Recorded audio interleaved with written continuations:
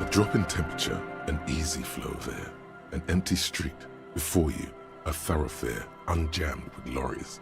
No more drivers smoking on hitch steps. Just silence.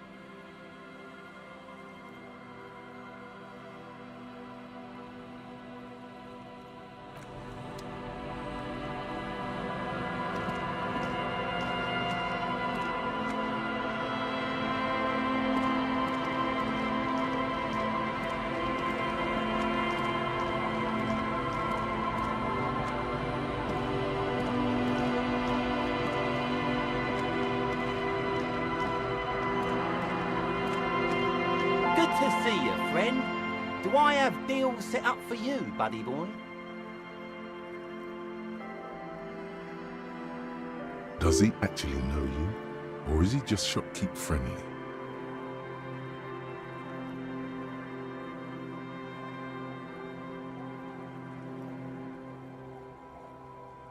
So what do you want?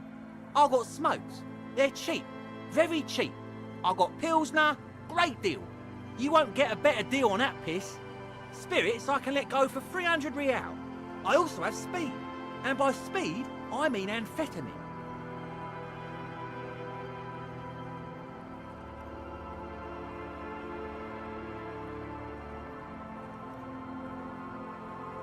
See, friend, it's real valuable. Worth every real, if you catch my drift. Got it from a bit of a business venture.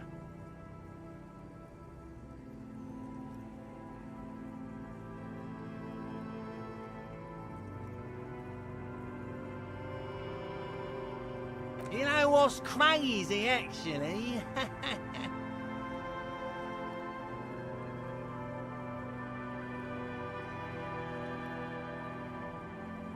What?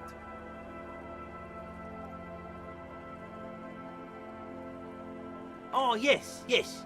The spirits. That'll be 300 real.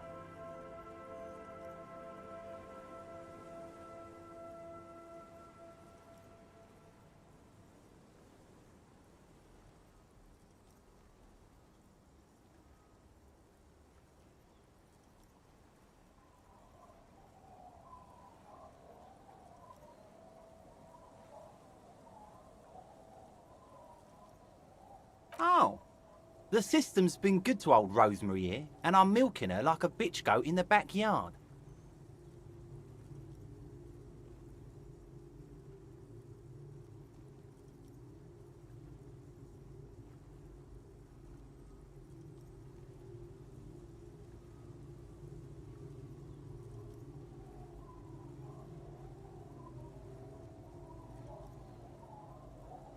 You see, friend, man makes his own luck.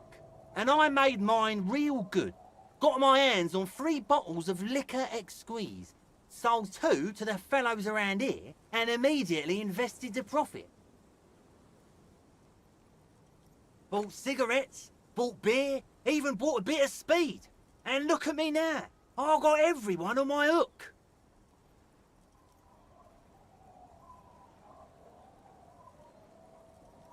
The hook. Where is it? I can't see it.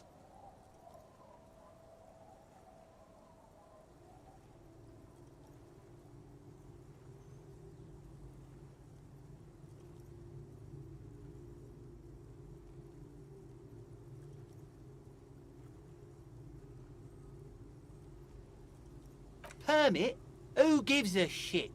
You want to buy something? Grease the wheels, buddy boy.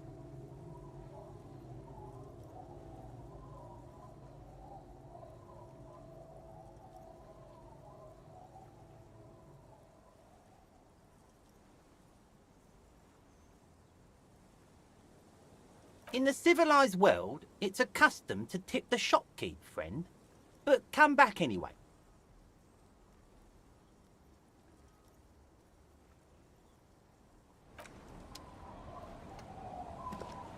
Hey, Tequila! Good to see you. How's business? How's the whole reality situation treating you?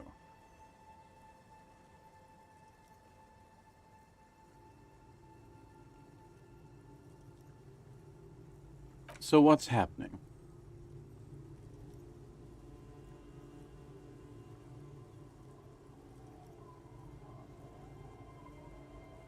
Yeah, Tequila Sunset.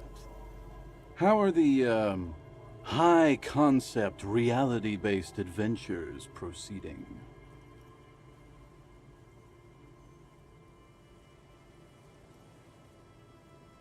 He says it like it's obviously your name.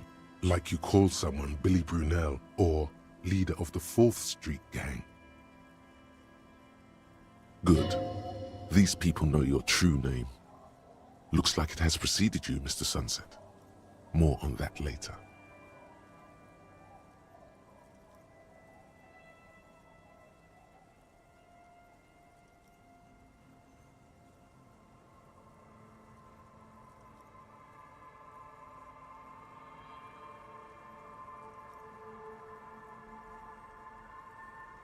I know what you mean.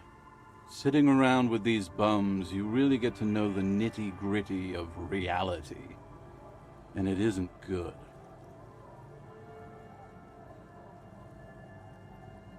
Things aren't going super well for Idiot Doom Spiral either.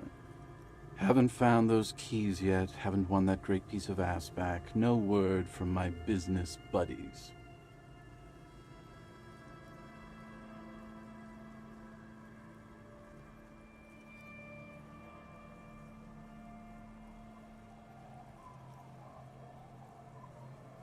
We are saving the world.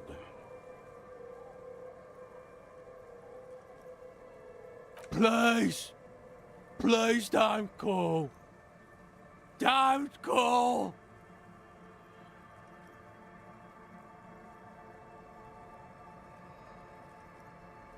Okay, we're drinking. We're drinking alcohol. That's what we're doing. I tried to save the world once, a long time ago, with enterprise, creativity, and willpower. But that didn't work out.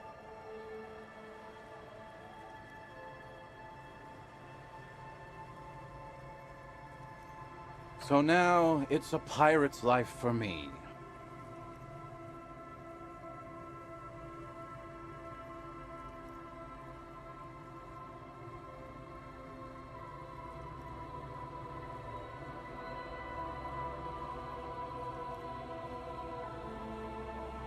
We are saving the world. Please! Okay, we're drinking.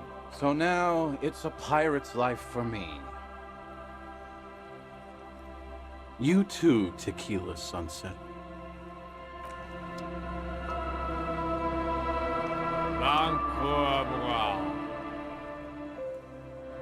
Don't you call her? Yeah! Don't call Abigail!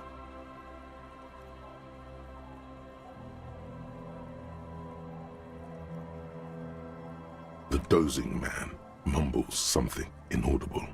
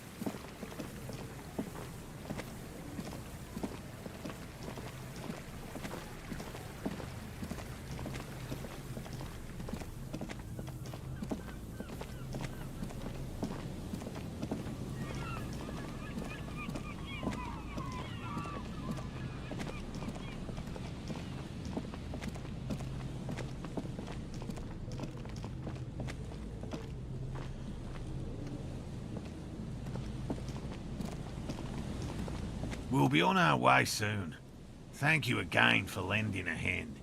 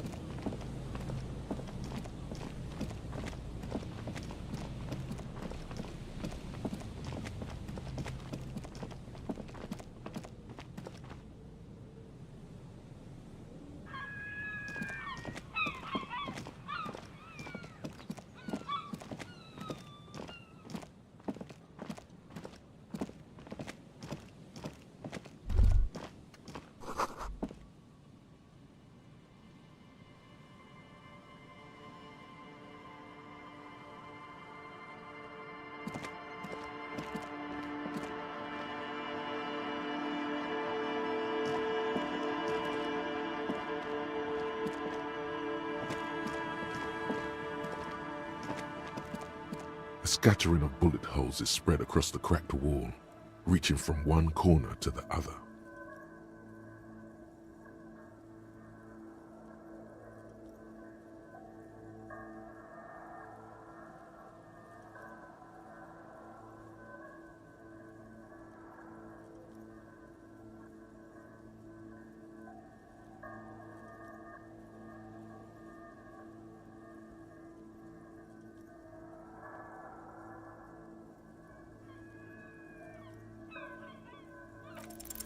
A row of ghostly shades stand facing the wall. There are many of them, a dozen at least, their heads lowered and eyes blindfolded. It's quiet, no sound, no movement.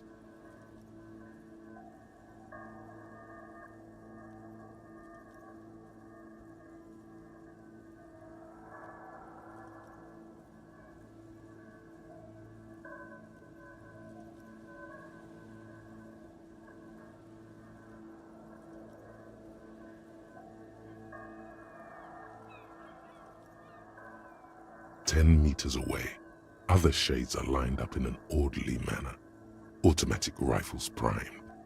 A gust of wind blows by. The coats of the firing squad flap slowly in the breeze. A single person stands on the side. Snowflakes fall on the wooden planks and the surrounding sand dunes, covering the land with the white of innocence.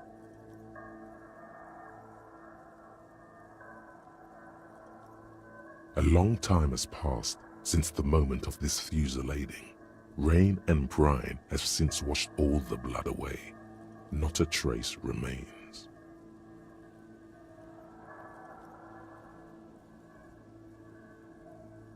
The abundance of bullet holes leads to two options. Either an inordinate amount of executions were performed here, or they did not use a conscience round, where only one soldier has the loaded rifle. Looks like this was a mass execution with everyone fully armed.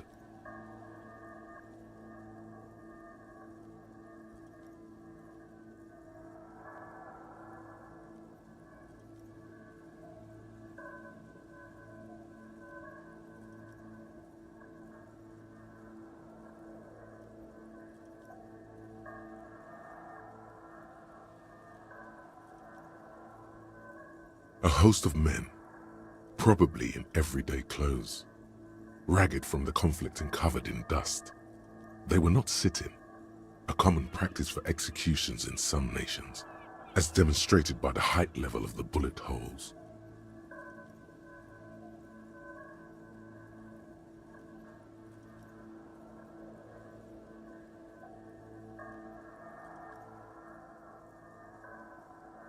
They stand, facing the wall. It's impossible to discern any details about their personality or background. Ordinary people, familiar, each and every one of them. Comrades, the forsaken, the wretched, who tried to rise against the horrors of the world.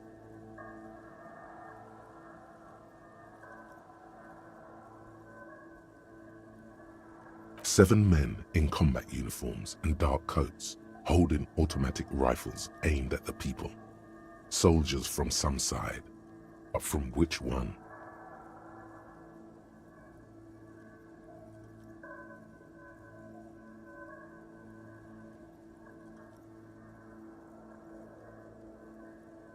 The commandant, the one who gives the order.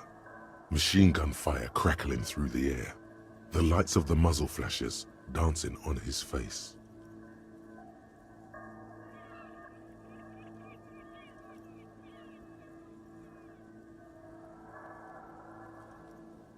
I don't know.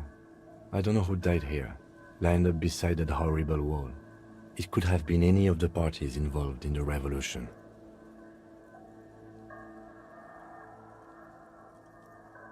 Perhaps the ones executed here were the loyalist conservatives, killed by the communists at the start of the Civil War.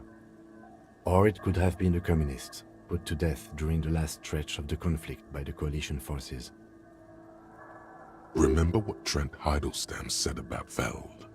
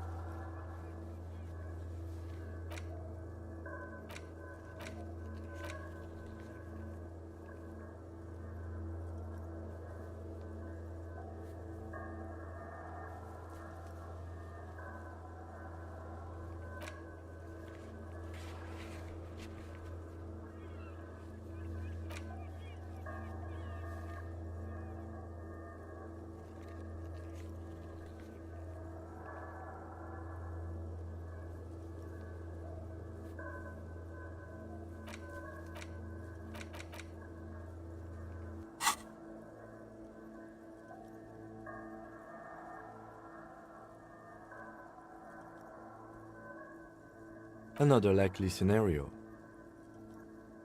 Or maybe...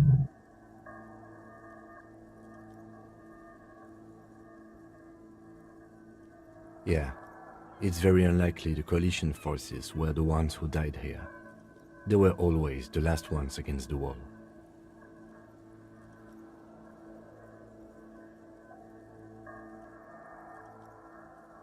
To be honest, if a coalition member was anyone in this situation, it was a commandant, the superior giving the orders.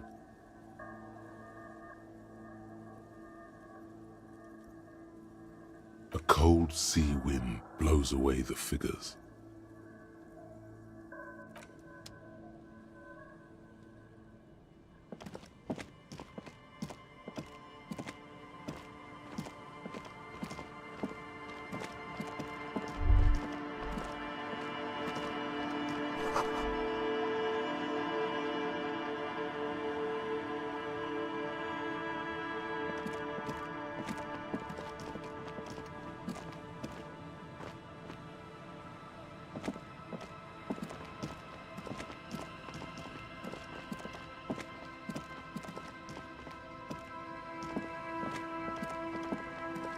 A row of ghostly shades facing a crumbling wall, with another 7 shades standing 10 meters from them. A cold sea wind blows away the figures.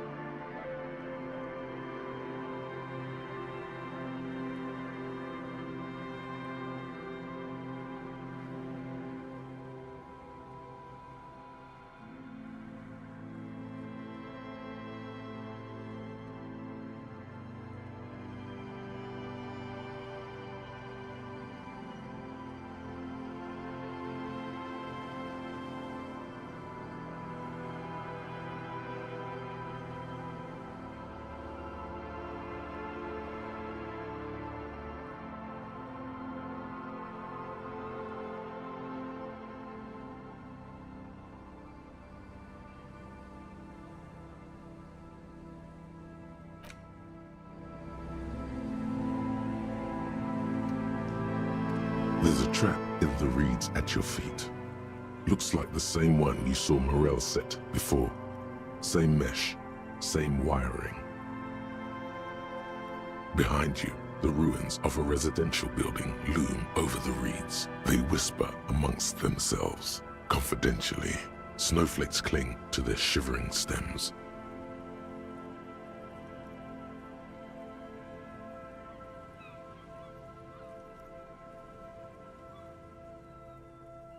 When this district was booming, the reeds were kept at bay.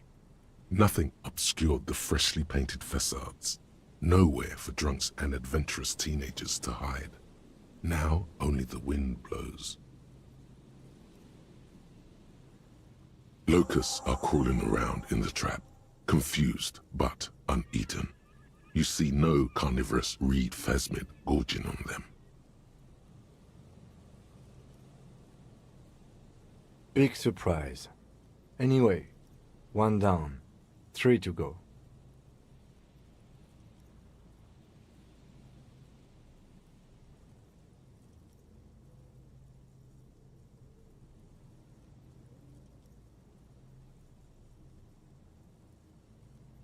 I meant no offense, just...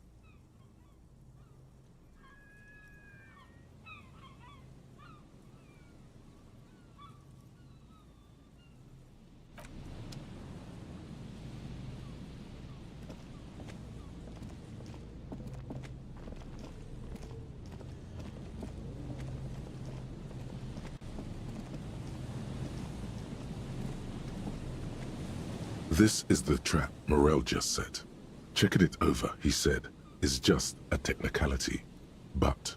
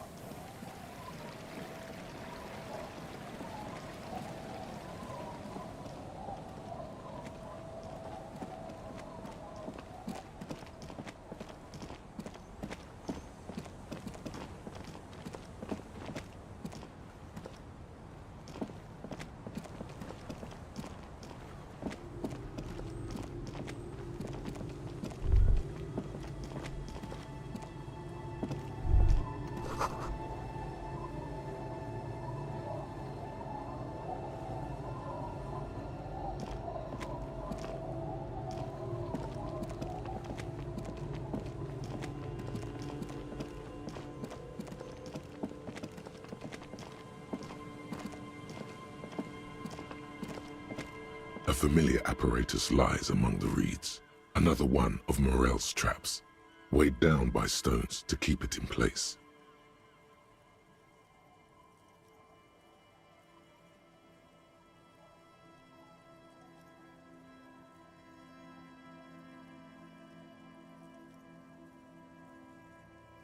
This trap is also full of panicked locusts.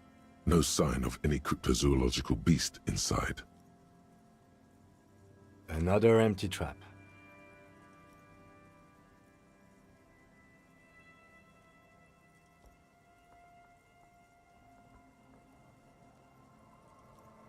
Always up for a good jog. Otherwise, would I still be on this case with you? The reeds bend forlornly toward the sand. Some tufts have been crushed. Snow covers the broken stalks like a shroud. In the east, the city center hums to you.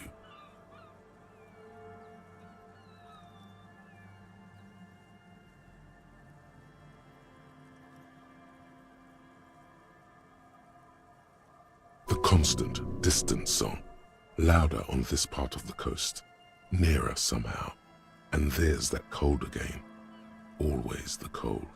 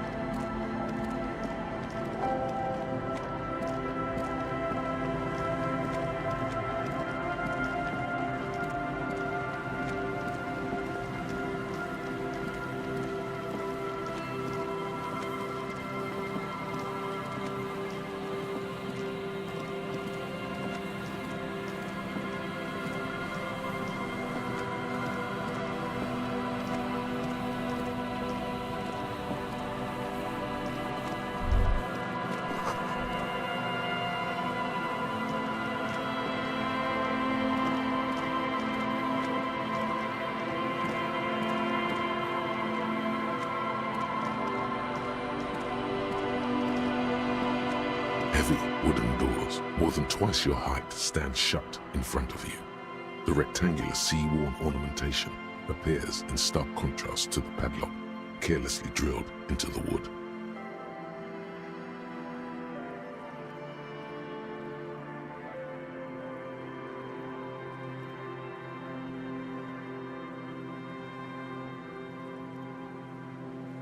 If you really think we should get in there, we need to find some other way.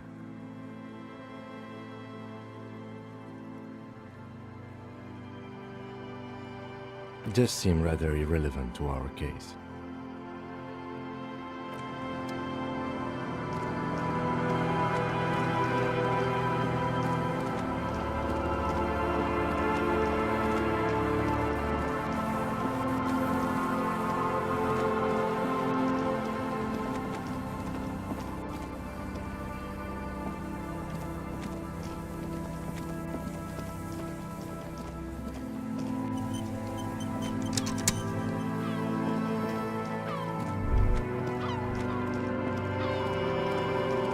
This trap's not too hard to spot, once you know what to look for.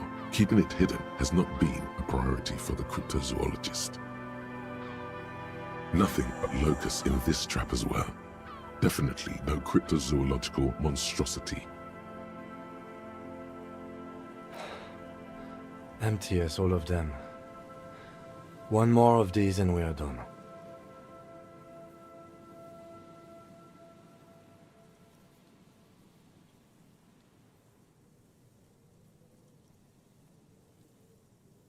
The lieutenant stretches his back.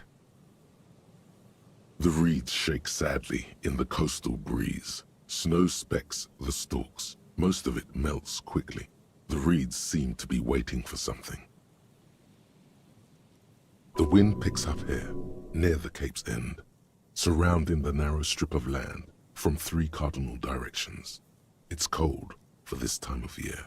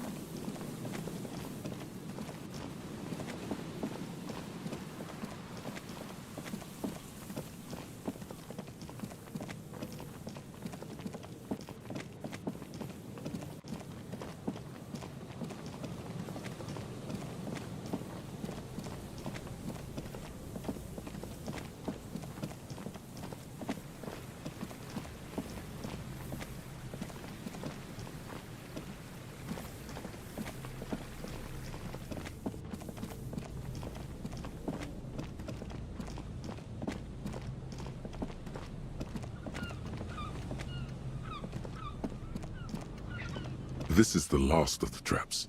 The one Morel just set. Checking it over, he said, is just a technicality. The trap feels light and silent as you pick it up. Something is different here. No locust. No phasmid either, but still.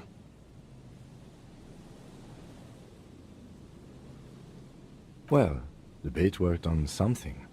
This doesn't mean it was a reed monster, though. Unless you see one in there, I just see an empty trap.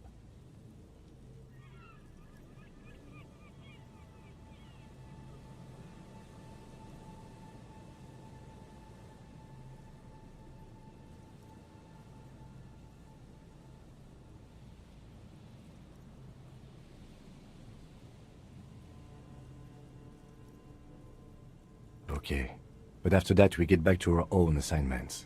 There is no justification for this detour at this point of our investigation. We have a lot of work to do back in town. The reeds by the abandoned campsite sway and tremble, while the snow falls all around. The later it gets, the colder. Remnants of the camp can still be seen in the sand. The fire that's gone out. You feel strange, somehow.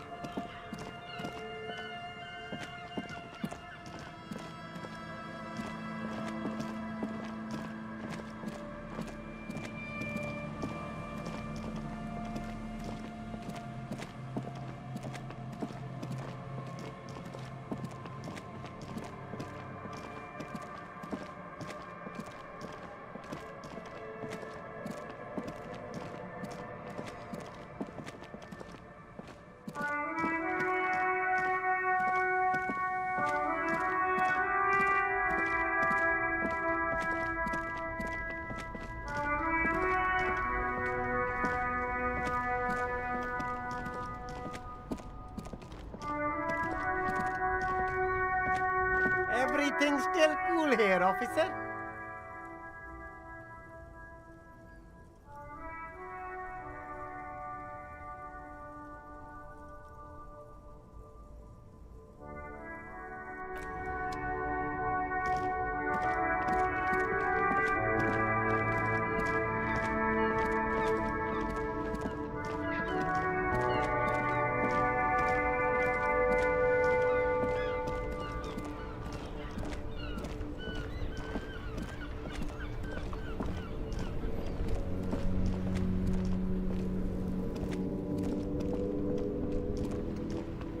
Now it's turning into a kind of a snow limbo, man.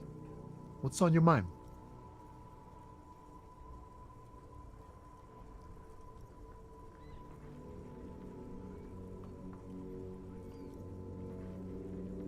What?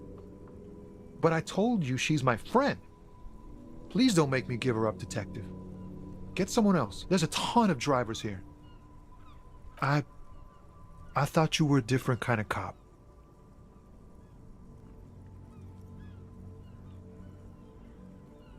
The realization that you've used his friendliness and goodwill for your own ends.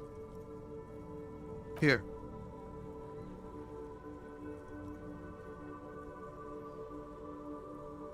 Her lorry's still here, down past the statue of Philippe. The cabin is green. You can get in there with these. That's all I know.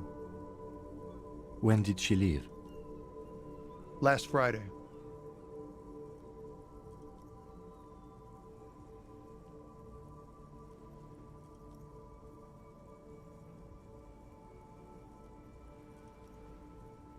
She left them to me because she trusted me.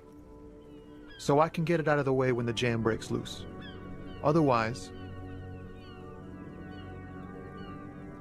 the other drivers would have to tow it or break in to get the machines moving. If they break in, they would find what's hidden inside. Something incriminating.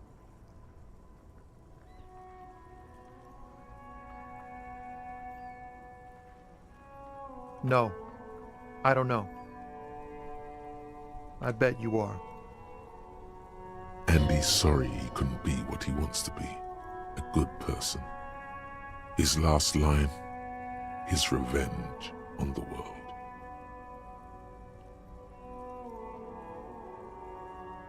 Thank you for your cooperation, sir. I know it was hard, but you did the right thing. You don't really think so?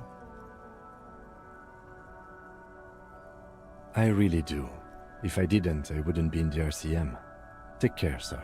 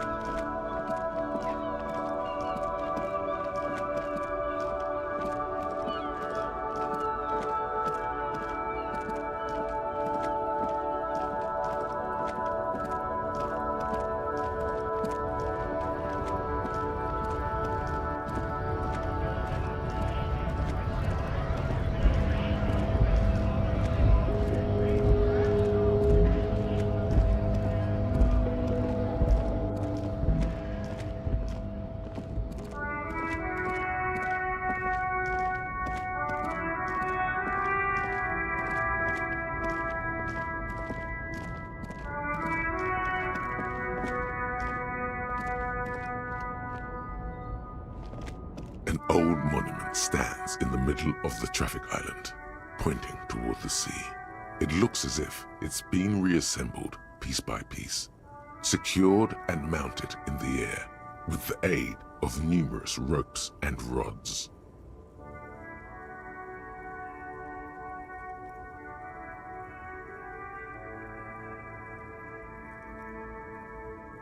A silver plaque on the statue's pedestal reads, "I am Philip III, the Squanderer, the greatest of the Philippian kings of Revachol, son of Philip II, the opulent, father of Philip IV, the insane."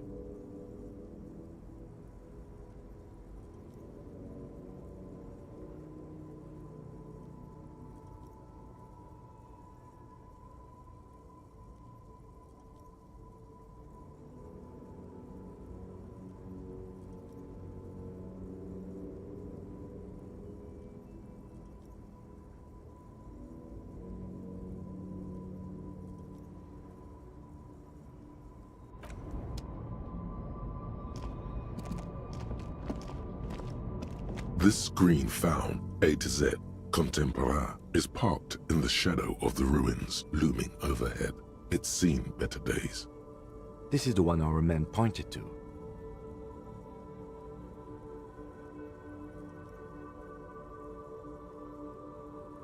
The glass on the side windows is tinted and covered with dust. You can barely make out the shape of a seat and two steering levers.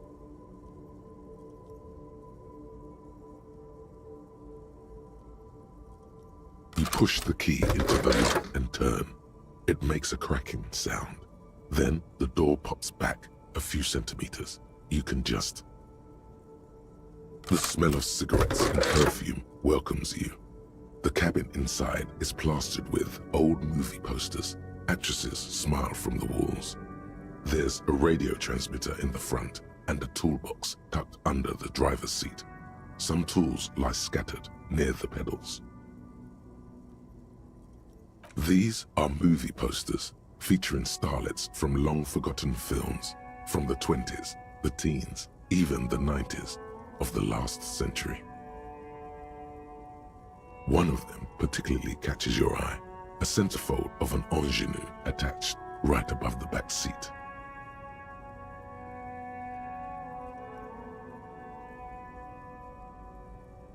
The actress is draped in a sheath dress, one of her shoulders bared. The faded remains of an autograph run across the poster. She's looking past the camera. Wait, doesn't she resemble someone you know? But you can't put your finger on whom exactly.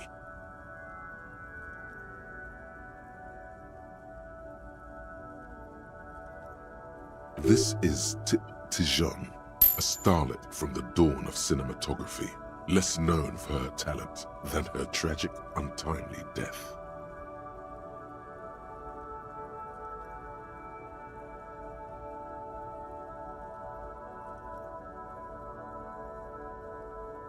She wasted away in a drug den called the Door to the River, not far from here on Boogie Street, a mixture of cocaine and morphine. She was afraid of the world and the camera too. The actresses and the rear actor all smile you a warm goodbye. A radio transmitter is attached to the dashboard and a toolbox sits under the driver's seat. Looks like the frequency dial is absent. It requires a key to work, but the key has been removed, likely by the missing lady driver. Strange.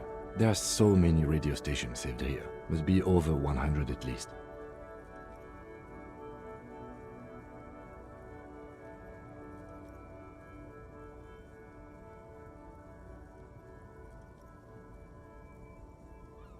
For contacting an entire fleet of lorrymen, for example. This is all shortwave, UW and UKV. Looks like we are dealing with an impressive organizational tool. The nerve center of a huge operation, with quite a range too.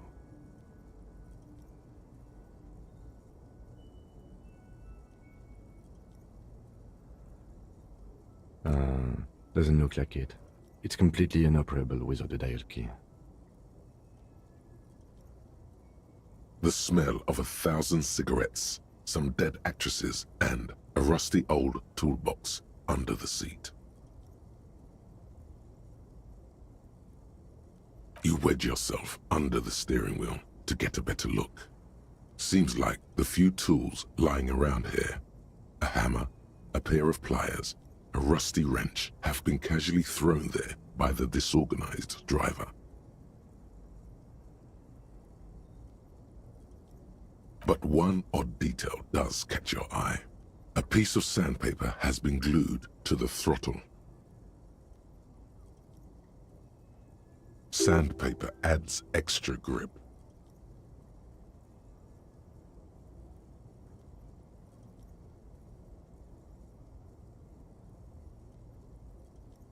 Sandpaper? A novel technique? Yes? Do the honors, he thinks. connect it yourself.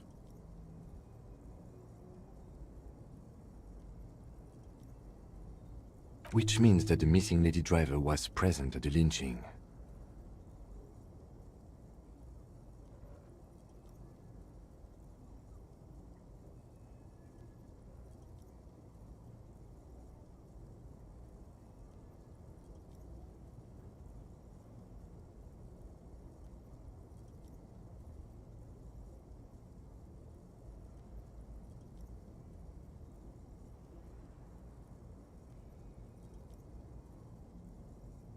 Looks like her, yes.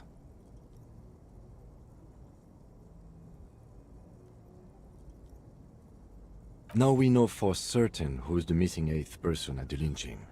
Do you think that Hardy and his boys could also be involved in the drug operation?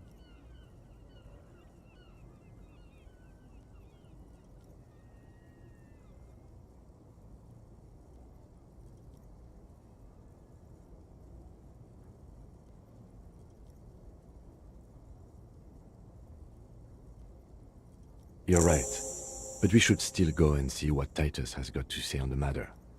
Are we finished with the lorry? The movie stars are still smiling from the walls. The radio transmitter sits on the center console and a faint smell of perfume is in the air. A metallic drawer slides out from the seat. It's empty, except for a folded newspaper. It's an issue of Périphérique from last Wednesday. A piece of paper falls out from its pages. It looks like an article ripped out from a radio enthusiast magazine. Complex mathematical equations explain the basics of something called the Ulan frequency system. These formulas look oddly painful. Maybe it's the hangover, but they give you a headache. The Ulan frequency system? I've never heard of that before. I know of FM, AM, UKV, but...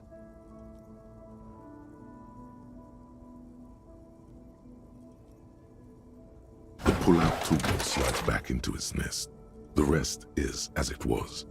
Radio, posters, a trace of motor oil smell under all the cigarettes.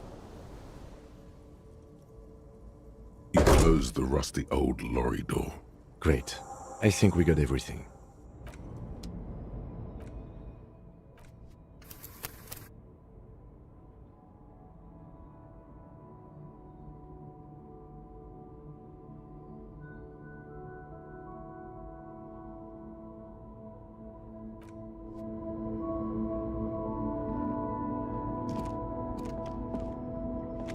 All right, we've finished here. Let's quickly debrief and go over what we found, so we don't do it in front of the company rep.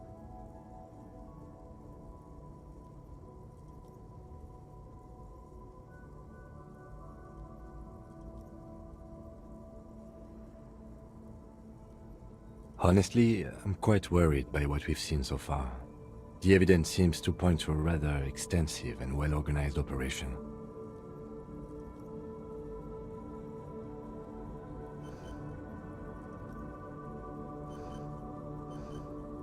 I'm especially intrigued by that radio transmitter, particularly the sheer number of stations it can connect. Looks like this alleged drug trade casts a wide net.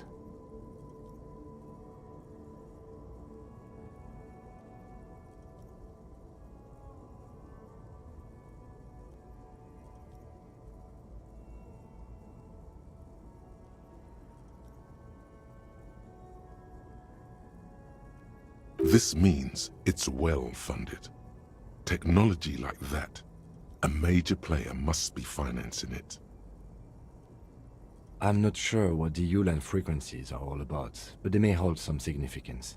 Perhaps it's a better way to connect between fleets while avoiding frequency bleed, or maybe it's used to tap into RCM networks.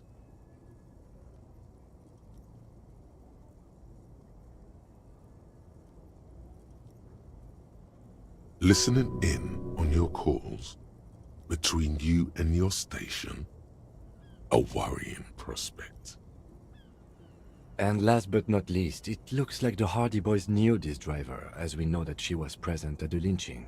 This may be the Union connection we've been searching for.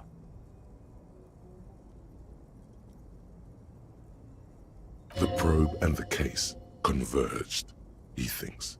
This was quite the find.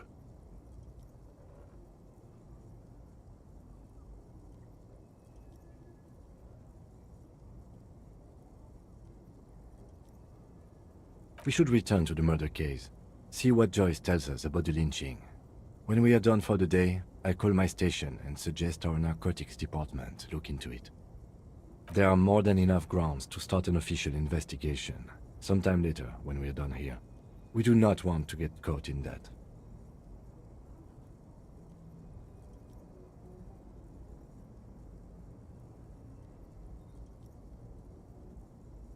The fact that one hasn't started already gives me pause. An investigation, I mean. Especially if the Madre grouping is involved, and I can't imagine they aren't. It's certainly worrisome.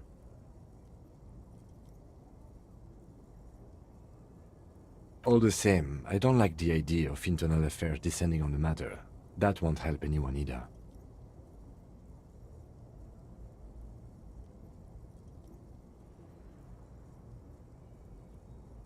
Like Joyce told us, yes, logistically. But don't expect to bust this open during our stay here.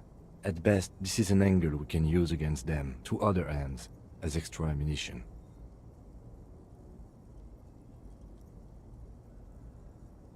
As elegant as they are, I don't think they are relevant to the drug trade. Don't be fooled. Desire always plays a role.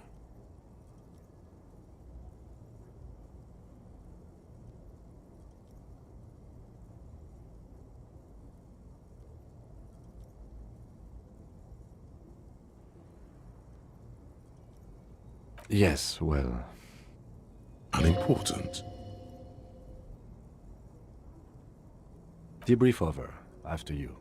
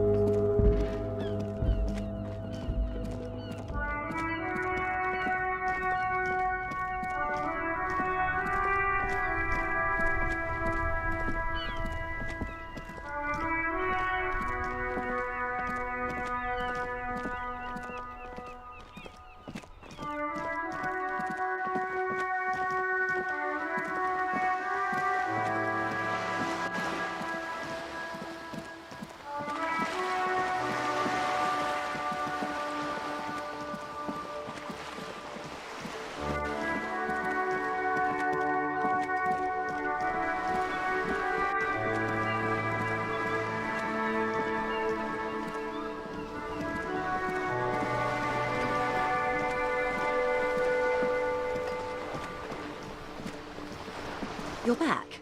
Good. What can I help you with?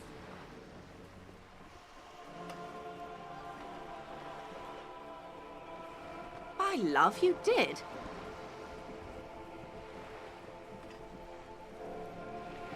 Fast, observantly, like an electronic printer.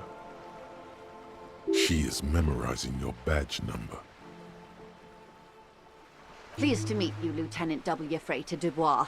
I am glad to see a man of high qualification. The situation is precarious. What can I help you with, Lieutenant Freighter? How about you share your information on the lynching, now that you've seen his badge? The goalposts have moved, Lieutenant. In the absence of the badge, I have informed my employer there will be a probe.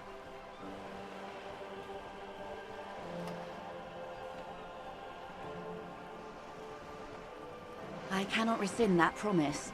To my knowledge, the drivers are still at the roundabout. I will tell you everything I know when you've finished with them.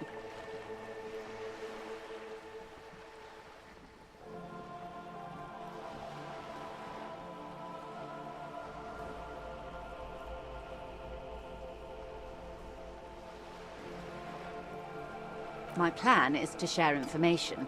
The only way to do that now is by telling my employers you've kept your end, which I hope you will, because let me tell you, we are in dire waters. Meaning, the information she has will raise the stakes in this game. How bad can the info she has be?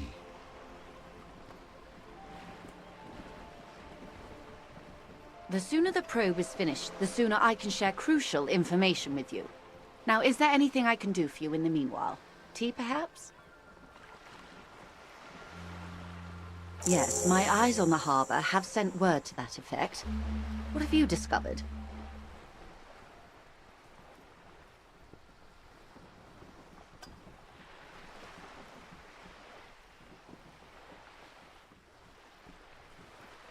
Yes.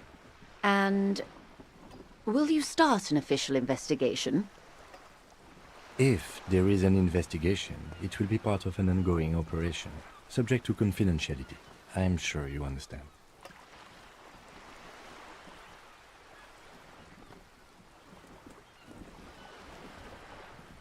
Of course, detectives. In any case, you've held up your end of our arrangement. I trust you with the rest. Now it's my turn. I wouldn't normally break protocol like this, but the situation demands it. If you don't solve this murder, I'm afraid we may have a bloodbath on our hands. The words bloodbath sound cold in her mouth. They taste of iron and strawberries.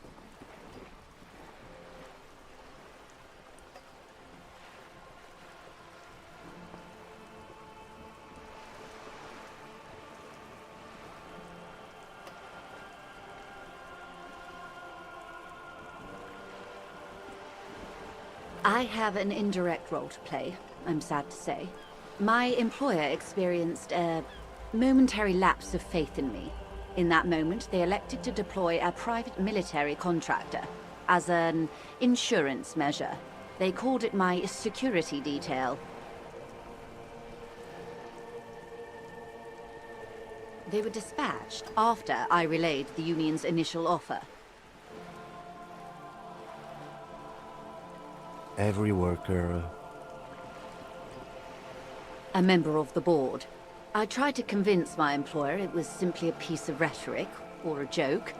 They did not appreciate the humor.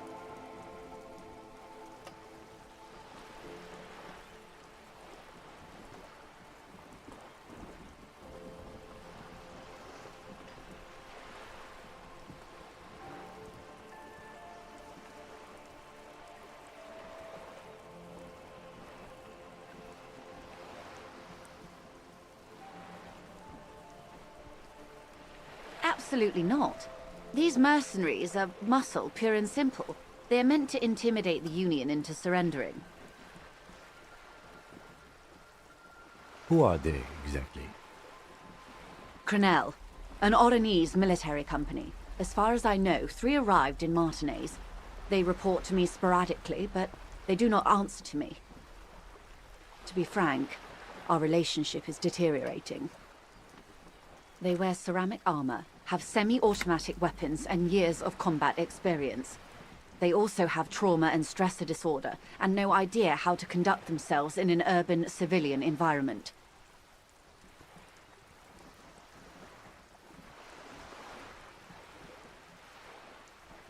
So, what happened?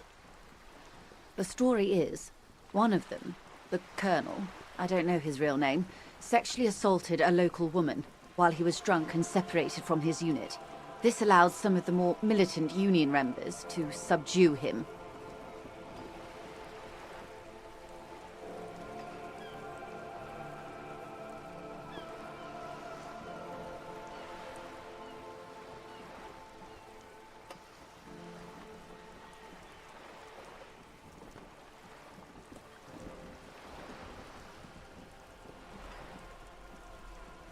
He was taken out behind the whirling in rags and lynched last Sunday night. Nothing. Mr. Claire refuses to let me into the harbor. I have not been able to discuss this matter with anyone there. The remaining 2 Crenell contractors carry out their orders, for now.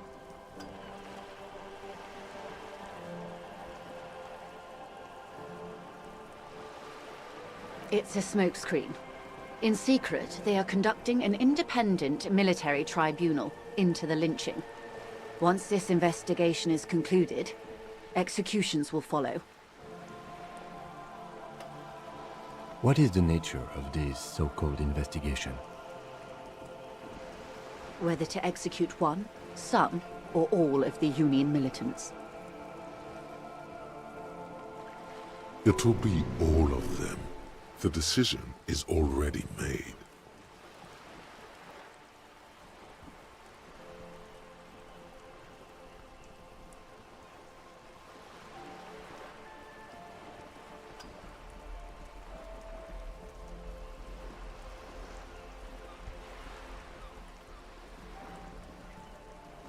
It's not good, no. My only hope is that you provide a single concrete suspect before the mercenaries indiscriminately pick theirs. Simply put,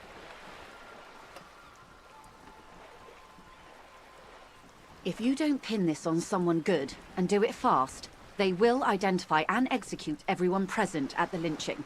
This in turn will force the Union to respond. The débardeurs have over 2,000 men. It will be 1,000 to 1.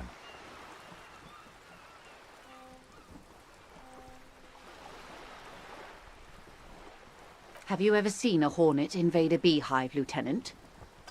It's not pretty. The Seraï's giant hornet, the world's second largest insect, can kill 40 honeybees a minute, while a group of 30 can decimate an entire hive of 20,000 bees in less than 4 hours. These men work in tandem using semi- and fully automatic firearms. Their armor is virtually impenetrable to muzzle-loaded weapons, even yours. Most Union workers don't have guns at all. As I said, a bloodbath.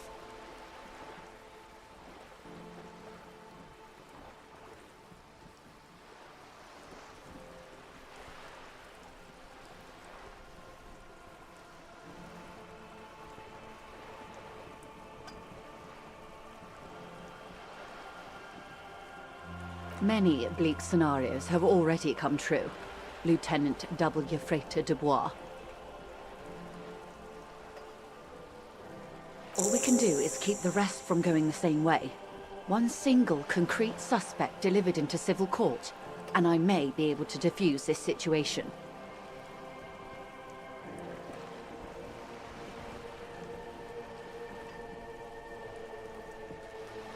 Or he didn't.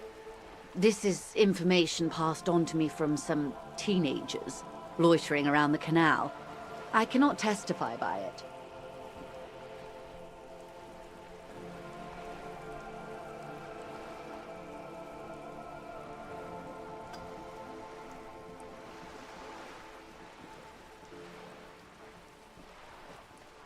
The remaining contractors, their tribunal, it's what they believe.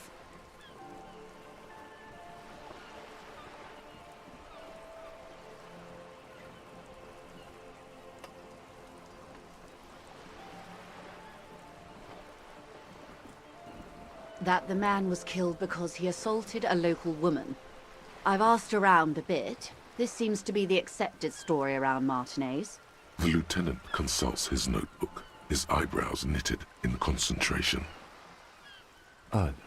We haven't heard any reports about an assault in connection with the lynching. Where did it take place? And when? Last Sunday night, at the Whirling in Rags, the hostel by the gates. Supposedly, the colonel was drunk, maybe on narcotics too.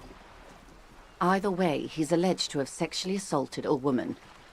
Sometime later, a group of dock workers got their hands on him. That's a good question, officer. I don't have the slightest idea. As I said, it's a rumor about a rumor. In any case, it's what the colonel's remaining colleagues believe.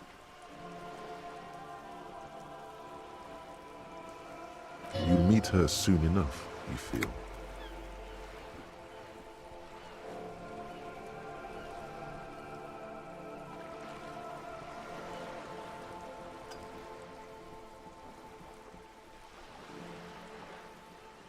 They've gone to ground, as it were. I don't recommend seeking them out. For one, they're almost certainly armed to the teeth.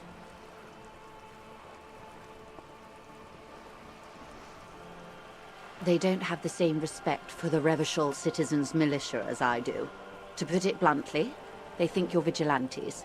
Ghetto savages. It will not be a fruitful meeting.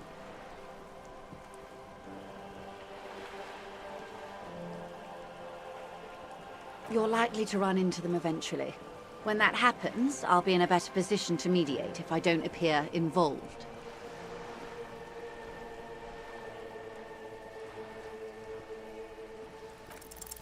One is obviously the scat leader at the harbour gates. The one chanting the idiotic slogans.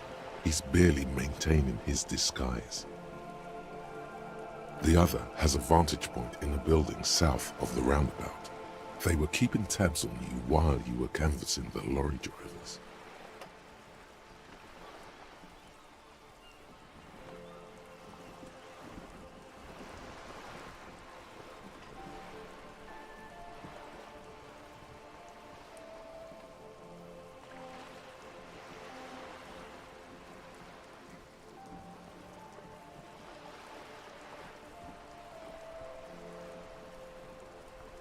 That may be so. I still hope you heed my advice. There's no need to kick the hornet's nest. For all your talk of averting this catastrophe, the situation at the gate is a border keg. Does this not bother you? Of course it bothers me, Lieutenant. But my hands are tied. How would my employer react if it appeared I were intervening on behalf of the Union? Your concern may be appearances. Ours is keeping the peace.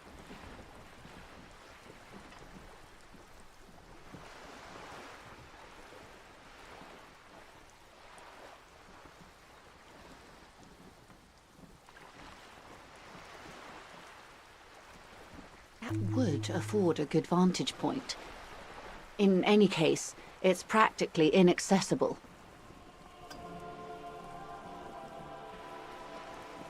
Where is your radio for contacting them, if I may ask? Do you have an earpiece? Heavens no. I'm not an undercover agent. There's a short wave at the ship's wheel.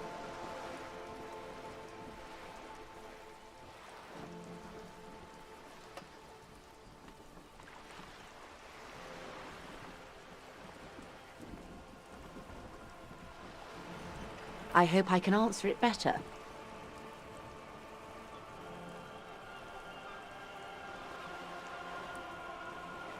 If you mean did I see him alive, yes, but I did not know him.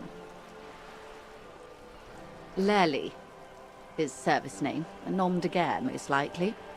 He wouldn't divulge his full name. Only one of them did. A bad sign if there ever was one.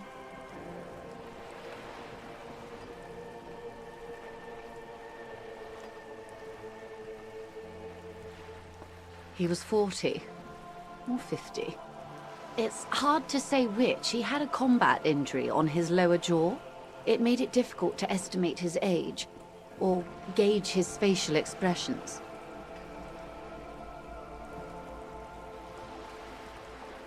Indeed, this matches the dental reconstruction we saw on the body.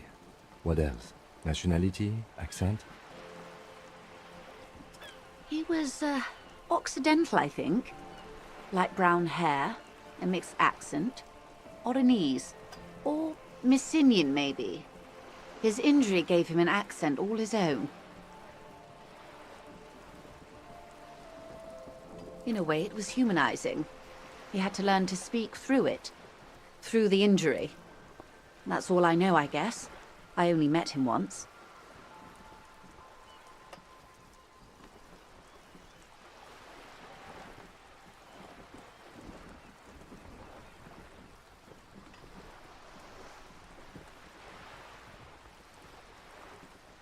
Not much. Their public resume is relatively good, as far as private military contractors go. I believe they were once called Downwell. They boast a long list of clients. Saint-Baptiste, Welchman Lorenz, Eendracht, A warning sign, however. The operations concerned all take place in third or fourth world countries. Guarding facilities, escort missions and such. Meaning they're used to operating in war zones.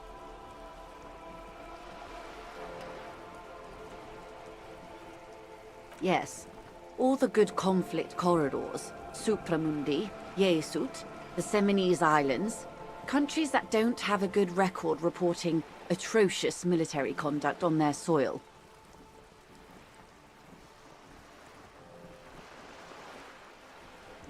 Sadly, no.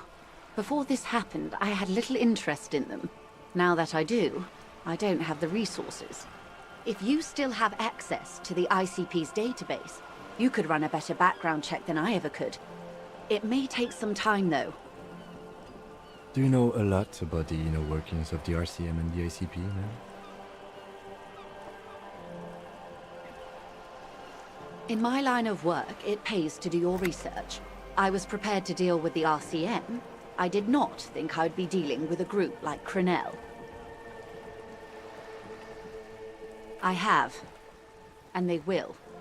However, these orders take time to reach what is basically a rogue unit out in the field here. Until they do, it's all on us. She's being truthful. She is pressing them as hard as she can.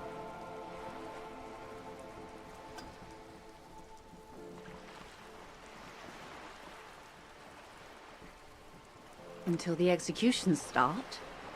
Truthfully, I don't know.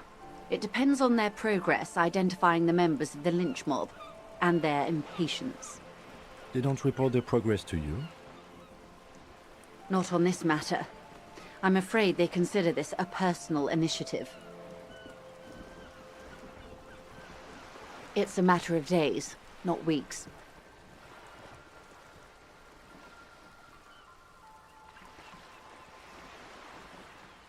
Yes. I'm afraid this strike may descend into a small-scale civil war, with possible consequences for all of Rivershoal West. Since you are sharing, man, this is also the RCM's worst-case scenario. Then we're on the same page, as grim as it may be. I am sorry to have been the bearer of bad news. If there is anything else I can help you with, please ask. Of course. Excuse my hesitation before. For about half a minute, in silence.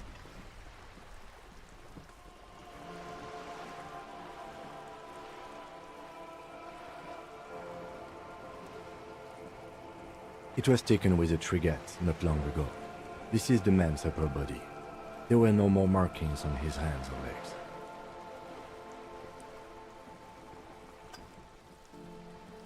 Her mouth is relaxed. The accordion lines near her mouth vanish. The pearls of her eyes move slowly on the photo's surface. Sorry. I was trying to see if I can read the web of interdependencies between these points. The stars.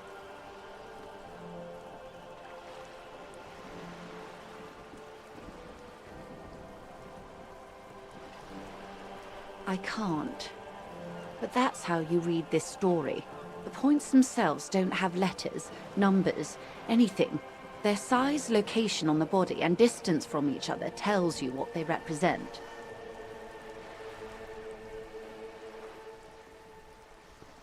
Close. Port cities. This is an Oronese map of the waterways, a sailor's tattoo worn by wayfarers of the Dolorian century.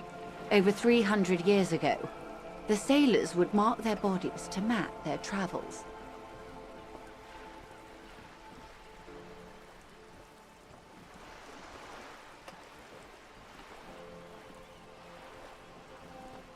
The sailor's soul would use it to fly back home if they should die abroad. This is a sort of contraption to be reeled back in by. The silver cord, they would call it.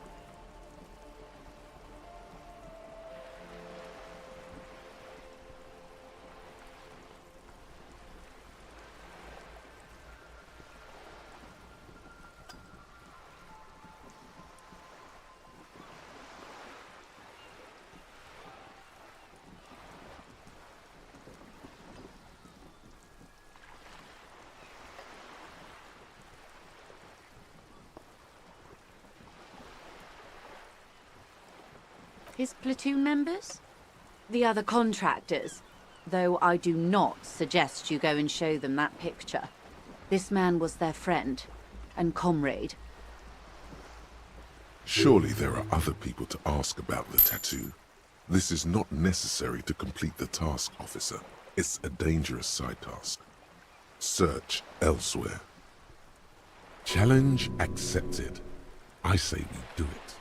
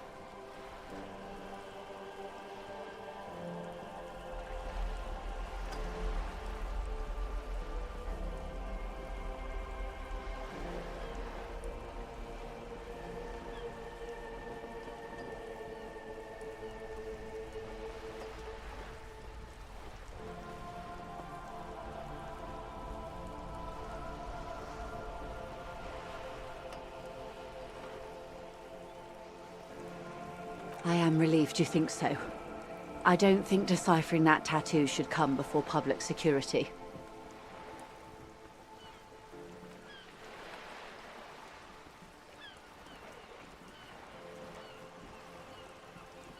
Is there anything else I can help you with?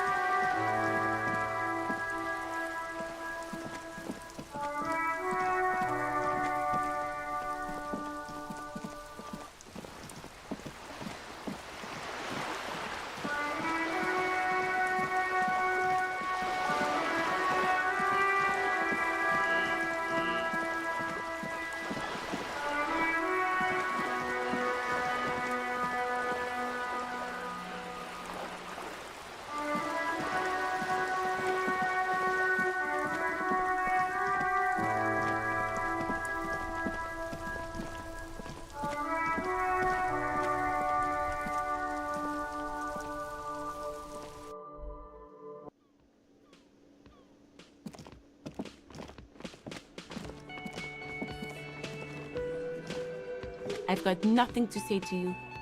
Why are you wasting your time?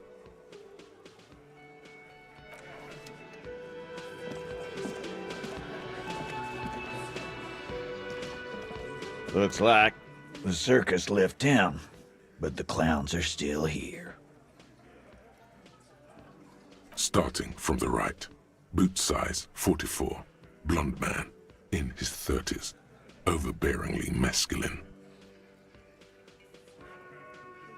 Sitting on his right. Standard working boots. Size 45 or 46. Eldest in the room. Probably mid-50s. Smoker.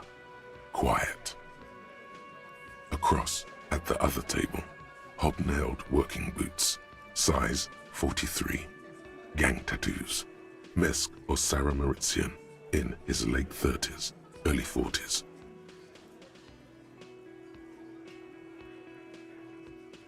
He spent his youth in Villa Labos, a housing project in the Jamrock Quarter. There were incarcerations. Hard to say what else. The ink is fading.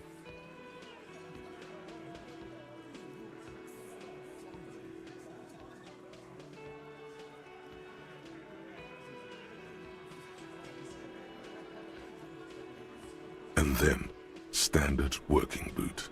steel reinforced toes, size 46, the big dick, wide at the shoulders and lean at the hips, rugby cap, fingerless gloves, and numerous scars, a little under 40.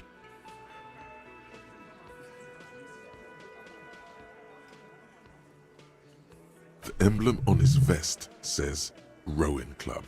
A little patch below it reads T. Hardy, Captain.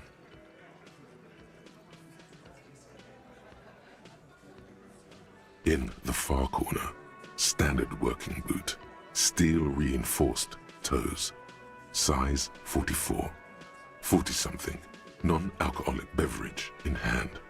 You squint. Is that a plectrum?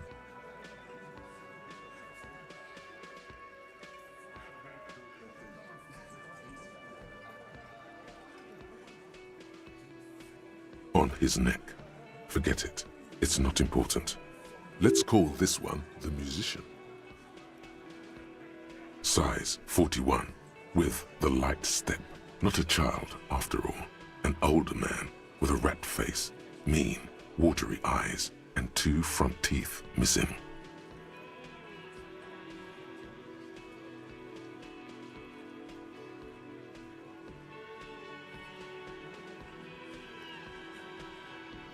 In the middle, heaving and wheezing.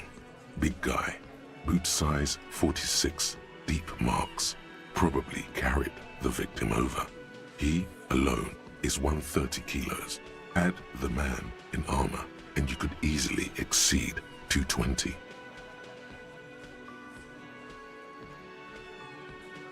In conclusion, these 7 are the actors on the crime scene. The footprints were theirs, but there's a discrepancy. Exactly. You've stood there for about 4 seconds, not saying anything. Hit them with questions. What the fuck is with you, fella? Again, just get the dead guy's autograph, since you're his biggest fan. Good one, Titus.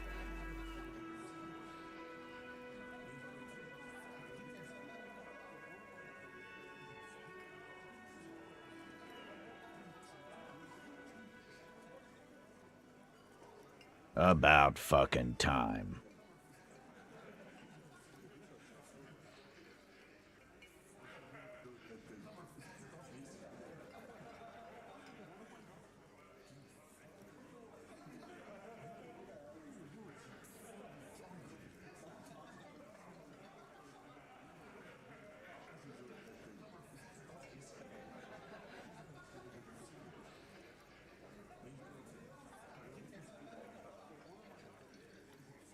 Yeah, by friends, you mean his squad mates from Crenell. Wouldn't want to beat up his grandma.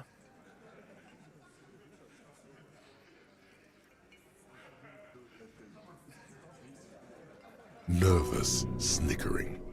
There's a rush of adrenaline present.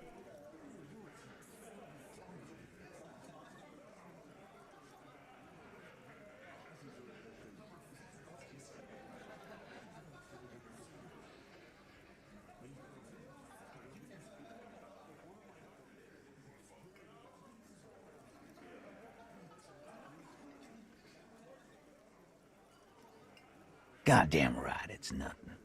The fuck are they gonna do? We got 10,000 men in the Union. It's probably more like 2,000 or 3,000, but whatever keeps their spirits up.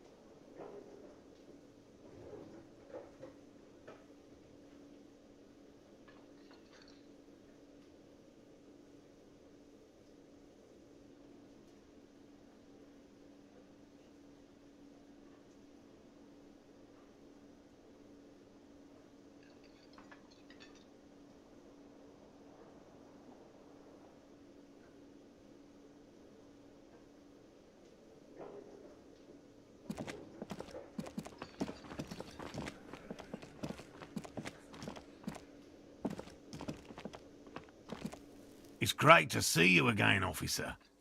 My wife can't wait to thank you. Go on, talk to her. Oh, sweetie, I don't even know how to thank you for finding my husband and helping him out. I hope we haven't been too much trouble for you.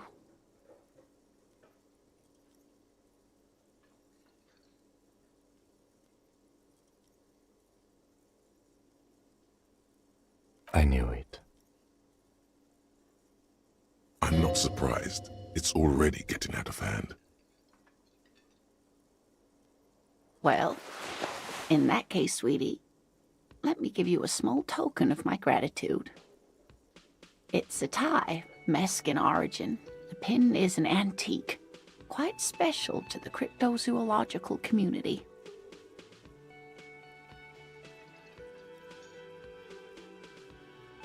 The little silvery knob holding the tie together feels warm in your hand. It's in the shape of an avian skull with 8 eyes. You could ask her about this when you get the time. It's probably a cryptid, but the phasmid, of course, is more important.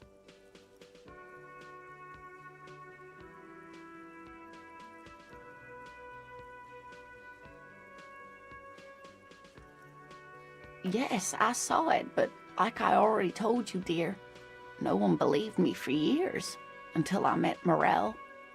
You're welcome, sweetie. I do appreciate the chance to relive it whenever I get one. It was just such an impossibly sunshiny day. So warm. And she could get up and walk right into the reeds on her own, into the mud, anywhere.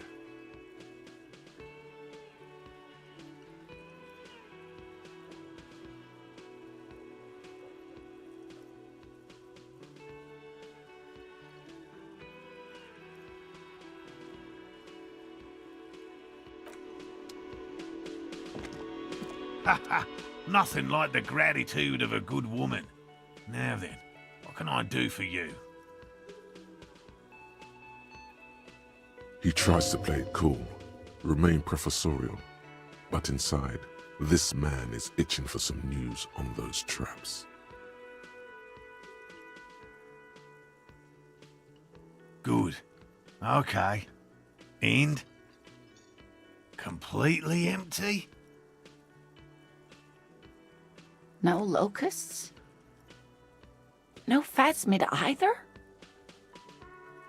That's not ideal, but...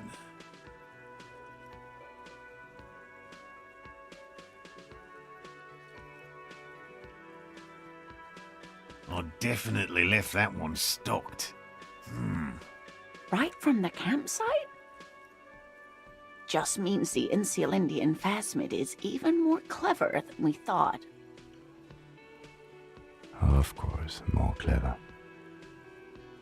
Yes, the Phantasmadeia picked off the locusts and escaped.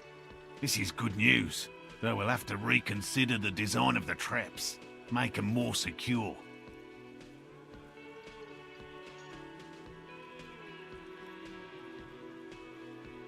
Another trip to the reeds.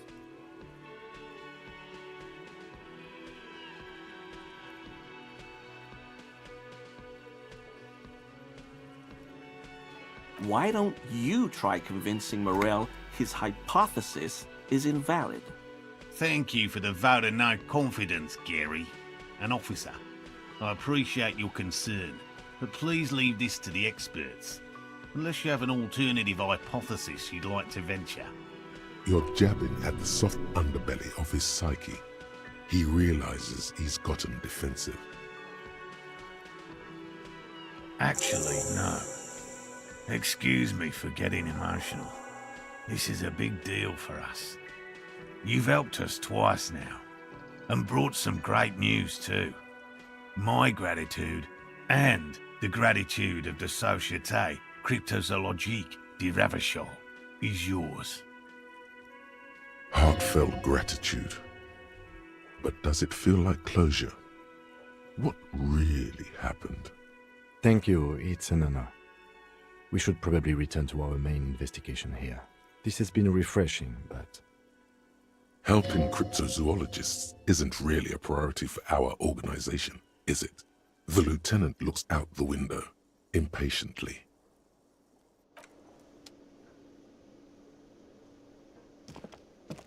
Again? I can't believe this shit. He might be wearing a disguise.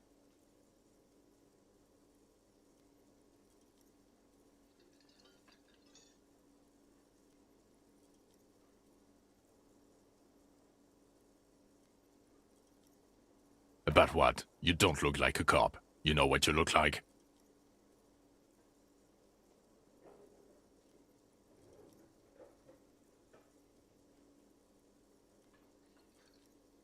Oh, well, go solve your case then. That would count as trying hard.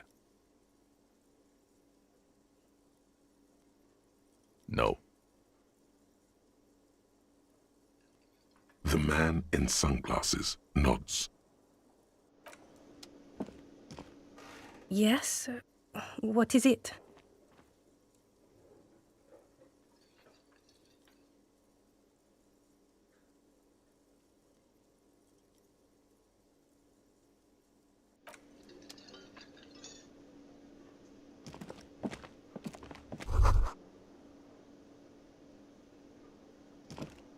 You should totally sing karaoke here, the first chance you get.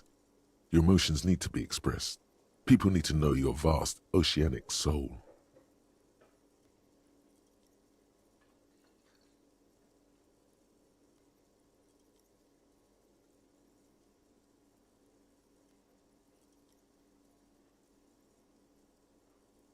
Of course, at this point, precise measurements of your soul can only be performed from the outside. It needs to be heard. Through a PA system. By other people. Whether they like it or not. Ram it up their ears, says your adrenaline gland. Violently express yourself.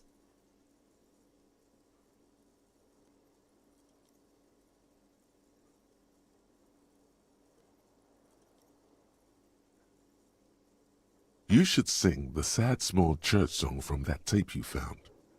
Thought it was obvious.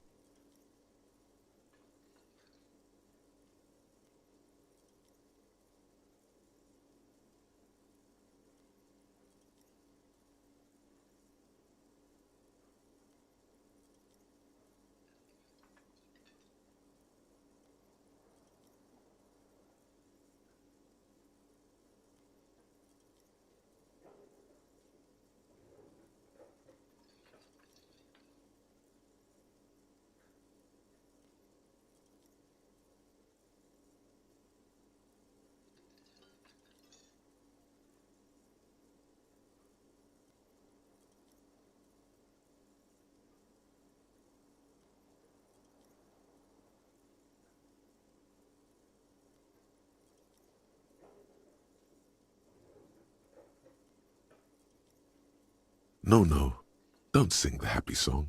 It's stupid. Sing the sad song. It's profound. You would need another copy of the tape first, though.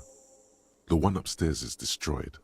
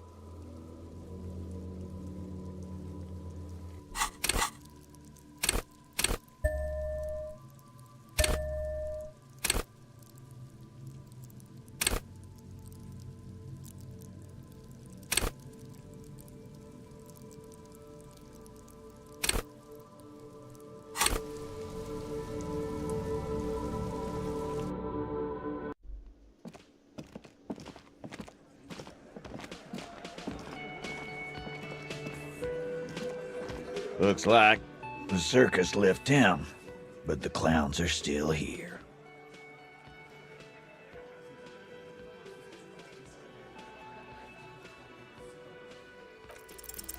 As you look around this room full of sweaty men, swearing, drinking, spitting out tobacco, does this look familiar?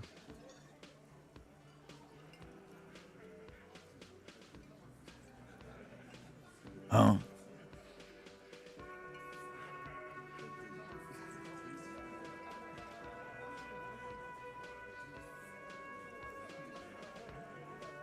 You got a problem with beer now? Not quite there yet. Push on.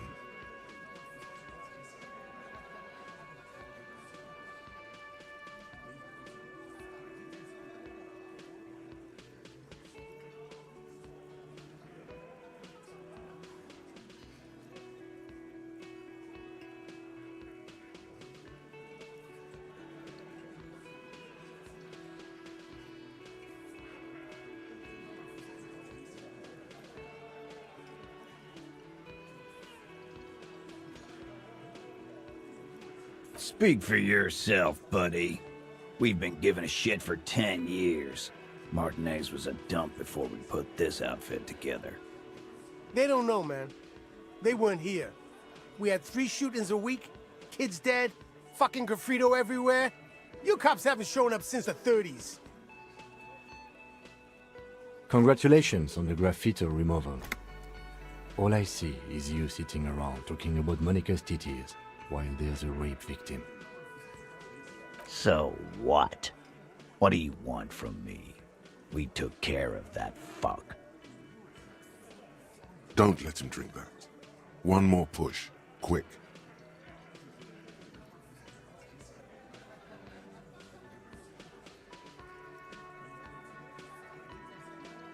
Titus?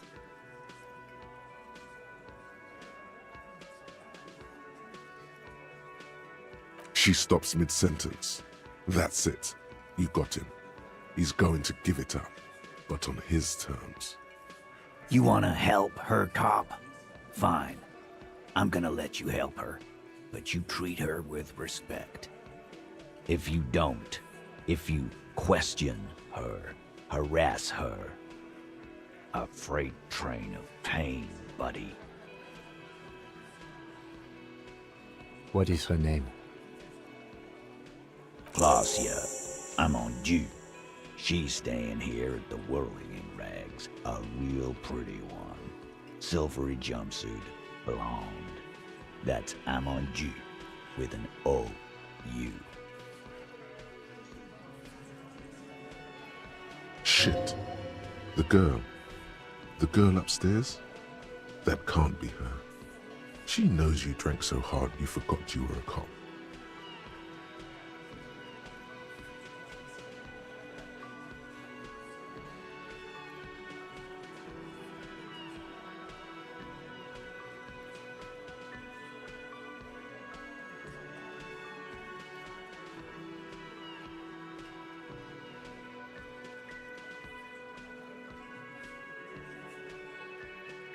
Yeah, blonde, tall, 2 rooms over from yours.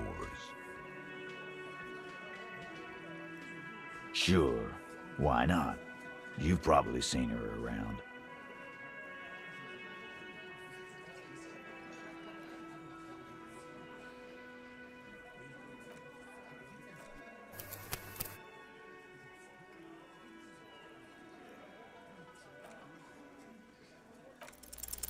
You inexplicably add cool after the victim's name, with your eyes bulging like some wild beast. Your fingers are fidgeting and sweat starts forming on your brow as Titus looks at you oddly. I don't understand what's so cool here. Nothing. We just have a few more questions. Then we'll be on our way. Calm. Normal. Try to forget this little hiccup.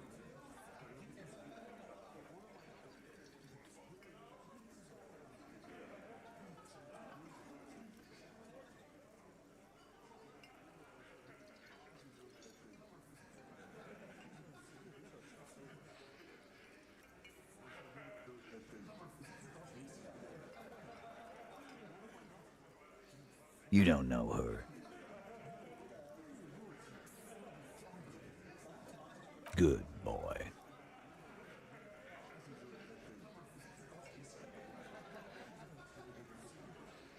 Relationship? There was no fucking relationship. He raped her. That's their relationship. Was like that karaoke incident all over again. Or like some of the other girls he was harassing. Okay, enough. All of this is irrelevant to your stated investigation.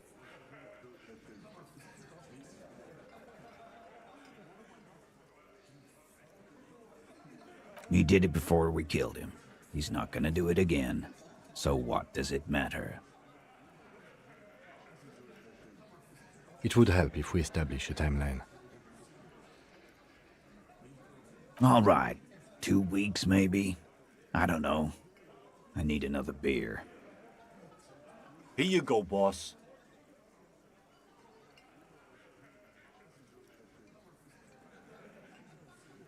I know her. How well do you know her? Well enough, Copper. We partied. She's been here for a few months. He tries to make it sound real casual, but the muscles on his neck tighten.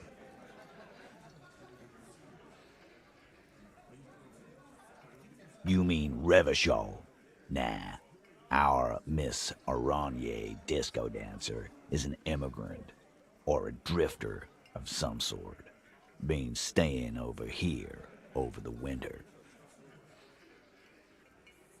Don't you give her any more trouble. She's just had some bad luck, that's all. Shut up, Angie. She doesn't need your help. Titus gives them both a look. They fall silent. What's with all the silences? It's like these guys don't know how to feel about this. You should keep picking at it. And what was up with the partying she and Titus did? It sounded fun.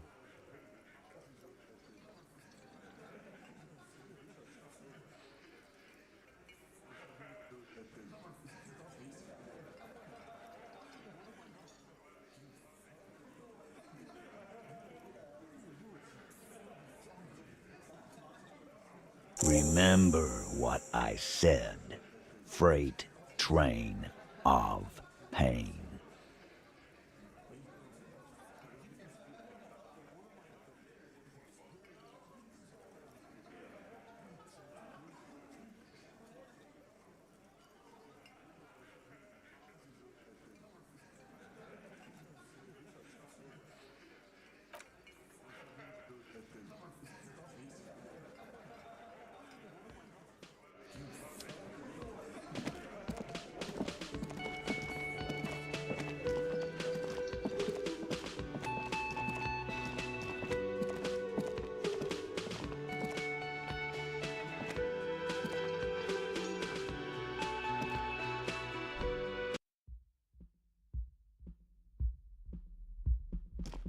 Officer, what was that?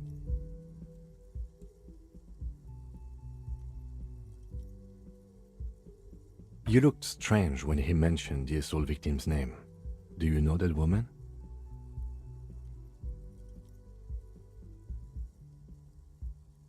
Is there something I should know before we talk to her? Whatever you do, don't say the first thing.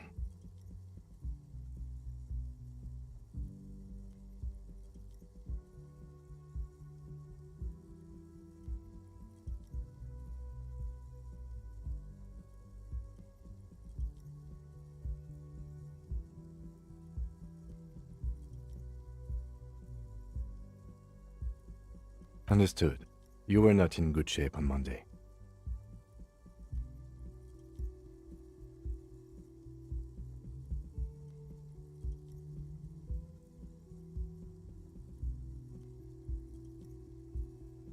Okay, that's manageable.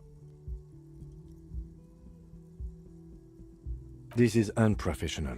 Not sharing information with me is unprofessional.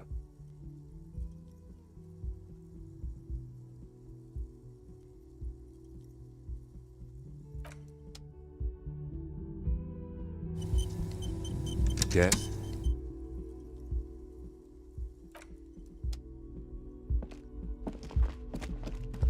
The door is closed.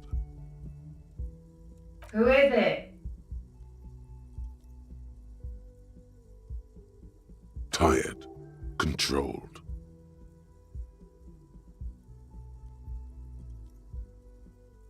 This is the police. Can we come in? Come on up. The door is open. I'm drying my hair.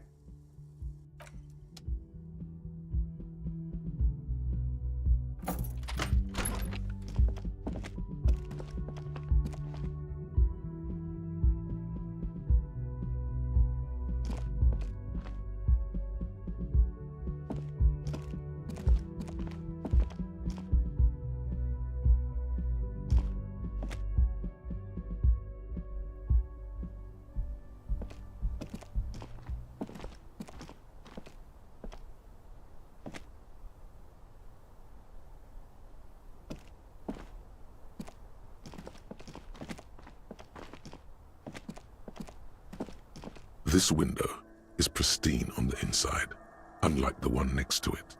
Light from the desk lamp reflects off the glass in an untarnished golden halo. This window is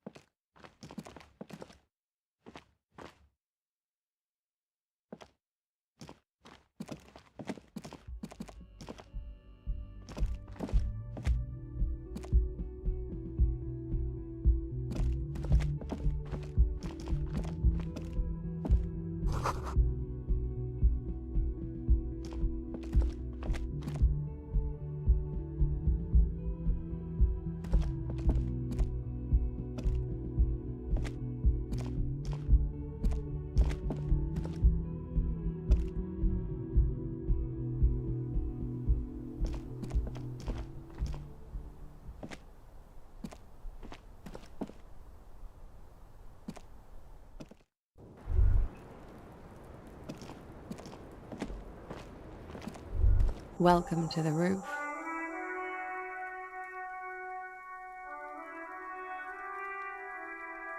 below her silvery jumpsuit, an athletic young body, built long and lean. Then toned over several years of self-defense training. You can sense it in the sharp pointing of her elbows. I'm sorry for the mess down there. The cleaning lady hasn't come by in days. I'm beginning to wonder if she ever will.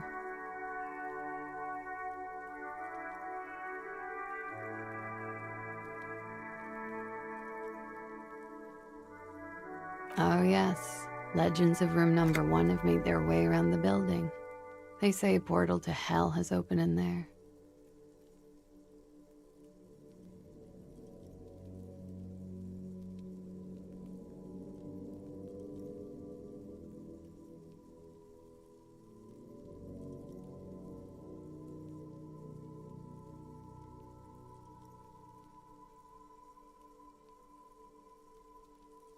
I know.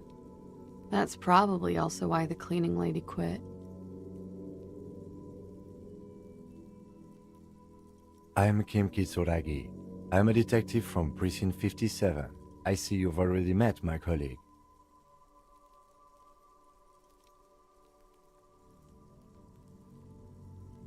Have I ever? Have you grown accustomed to your role as a police officer?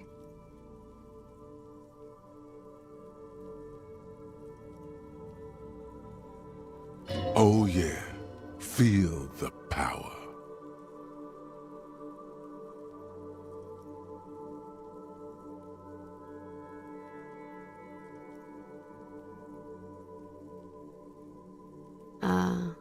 I can see that you have, officer. Miss, we are investigating the murder of the man down there. The people who put him there have asked us to talk to you. Oh, I see. What could she be thinking of? It's hard to say. Her shoulders are relaxed, her eyes on the cigarette.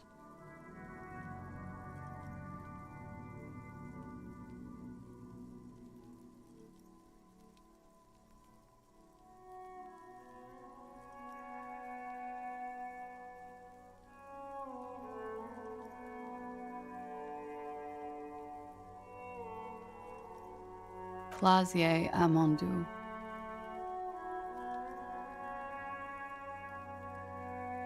Same name that Titus gave you. It sounds Oranese, as does her accent.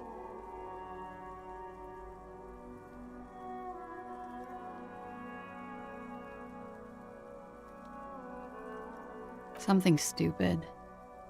Oranese lit. Oranese literature. It's what I studied at the university.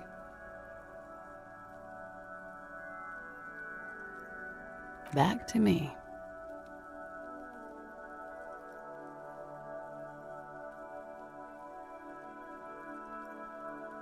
Nothing. I do nothing with it. Cool. I've made more money by just being than I have with Oranese lit.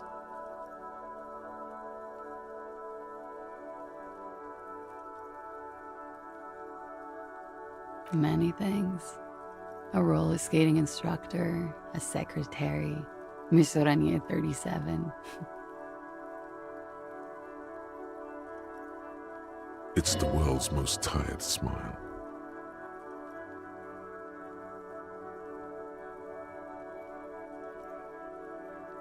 Miss Aranier, now there is something you should linger on.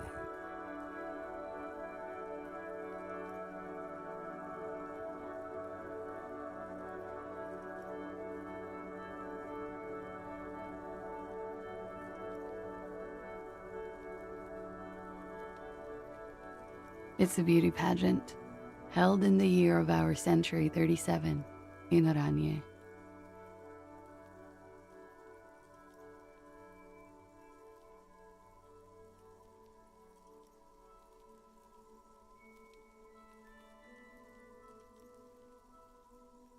It's a competition for stupid girls. Men look at them and choose the most beautiful.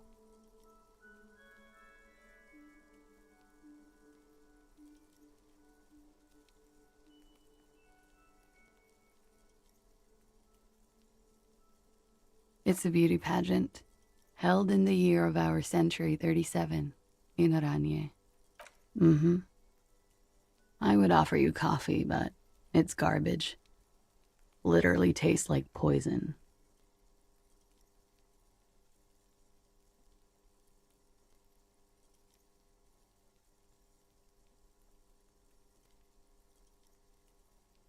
I'm 28.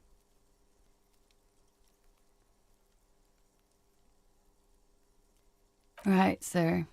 Vredefort, Republic of Oranier.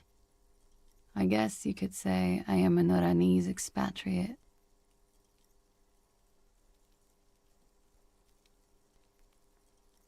The record. So official.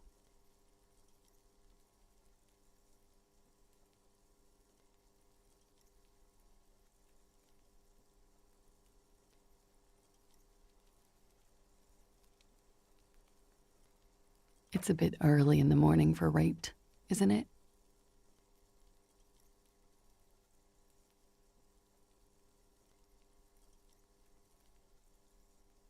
She sounds positively buoyant, vivacious, totally unbothered.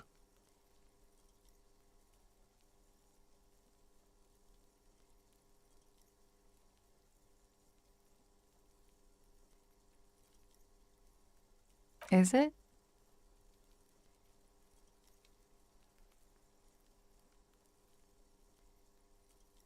It is afternoon. Time flies, man.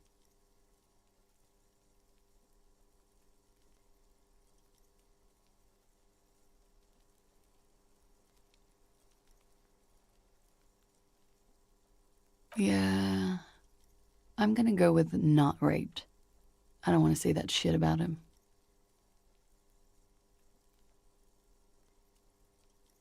By him, she must mean the victim. Tell them it's not my style. They'll have to, you know, if they want to jazz up the charges, they'll have to get someone more, rapeable.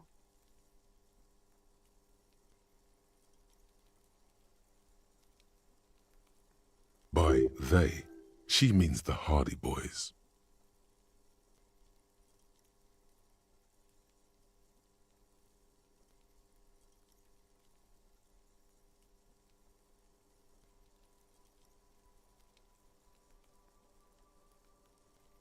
Are you saying that you were asked to tell us you were assaulted? Not explicitly, but I understood what they meant. It wouldn't hurt to spice things up a bit. Some assault and battery. Sexual assault, maybe. It was clear the latter would be spicier.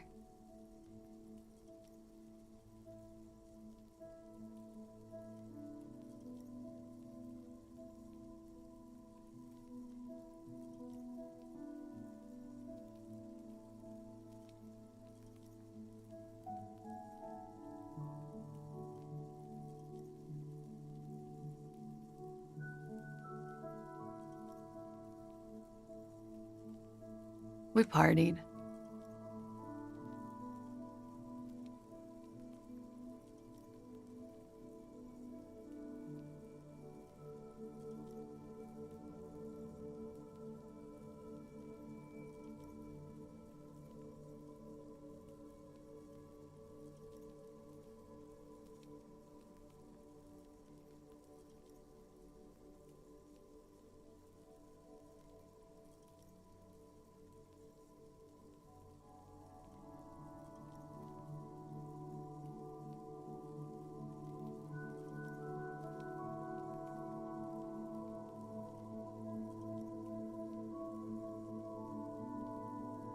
Yes. We made balloon animals, drank lemonade, inflated a bouncy castle.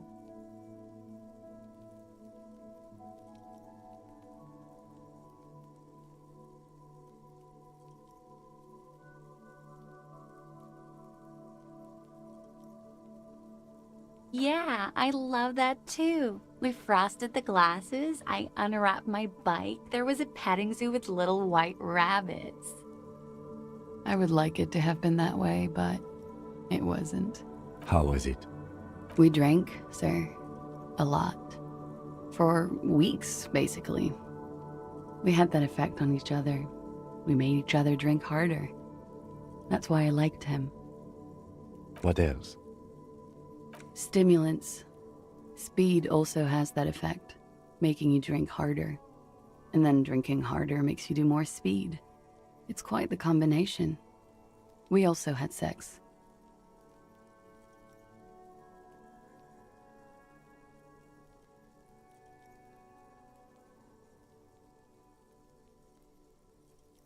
A little. The drugs were good enough, and we did enough of them. How did you two meet? Downstairs, at the bar. He was on some sort of assignment, a military man, as you probably know. Had a cool, scary scar.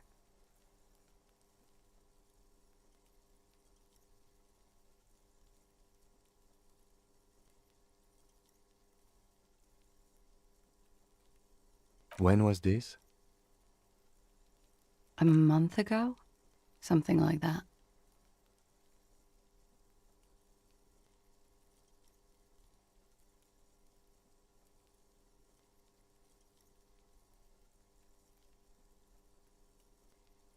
Oh, yes. I've had a great view. From the roof, out of the bathroom window, in my dreams. A bitter cringe. It hurts. You look to the lieutenant. He takes a small step closer. You called us, the RCM. Yes. Jackpot.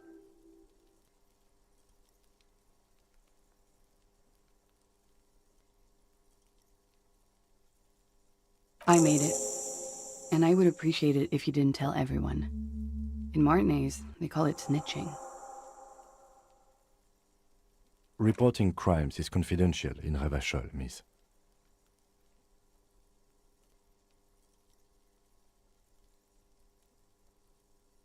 Because I couldn't handle it anymore. None of these people called. He just kept hanging there. Then they started stripping him. The voice was disguised. Did you... I didn't exactly disguise it.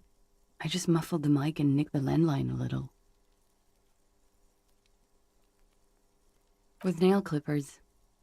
And I diverted some radio fuzz into it, into the cold wire.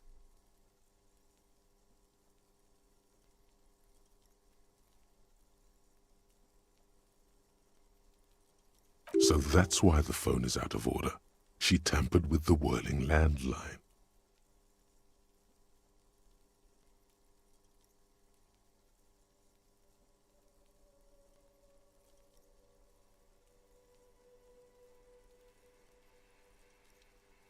Did I? Fuck. I didn't mean to. I had no idea what I was doing. Jigsaw falling into place. This is satisfying. Good catch. I appreciate the symmetry.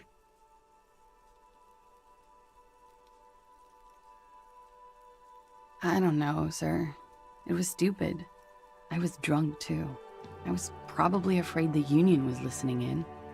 Locals say they have ears in the wires. Thank you for making the call, miss. It was the right thing to do. I didn't want to, sir. But if I hadn't, he'd still be hanging there.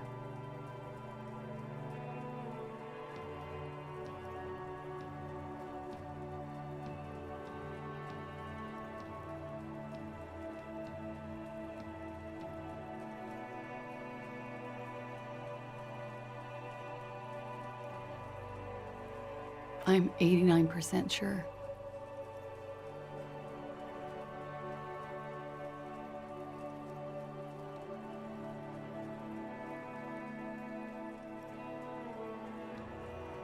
You know how it is. Do you?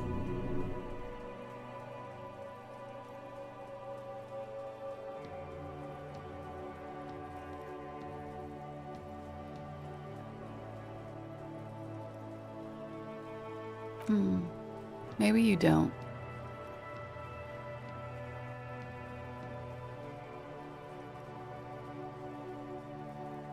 In conclusion, officer, I'm gonna go with a mild to medium not raped here.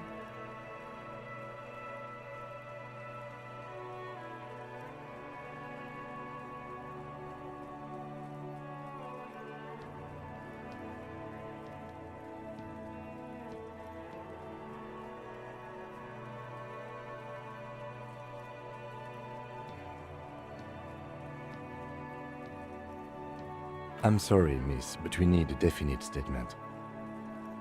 Let me make this 100% clear then, officers. I was not sexually assaulted. Would I be this flippant if I had been?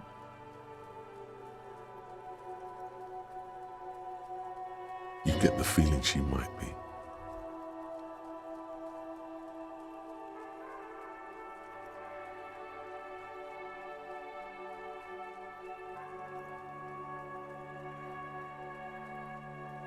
Pretty much.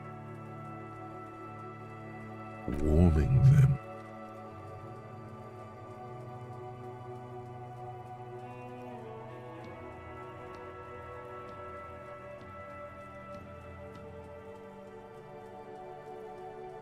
He had something to do with the strike. One has been roiling since I got here. Rotten timing.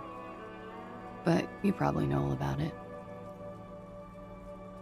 And his role in this strike was what? I think he was in a security detail. He was ex-military, worked for Wild Pines, and against the Union. We didn't discuss work much, if you know what I mean. But I understood it was dangerous.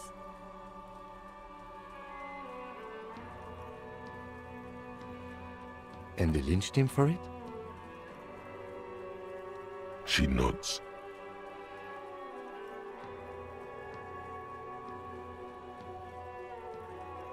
He had something to do with the strike.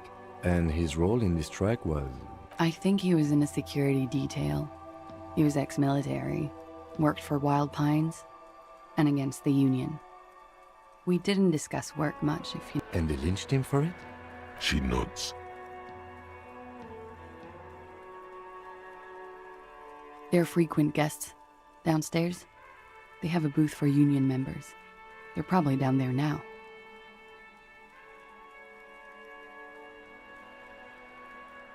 Over drinks. It's been a long, boring winter.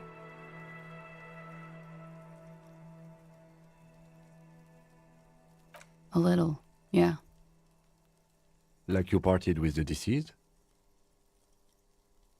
No, not as hard.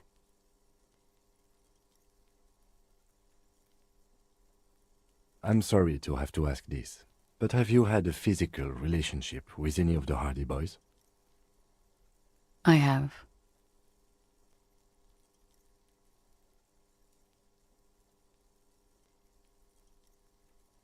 Which ones, sir?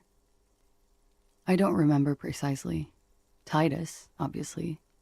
But as I said, it's been a long winter.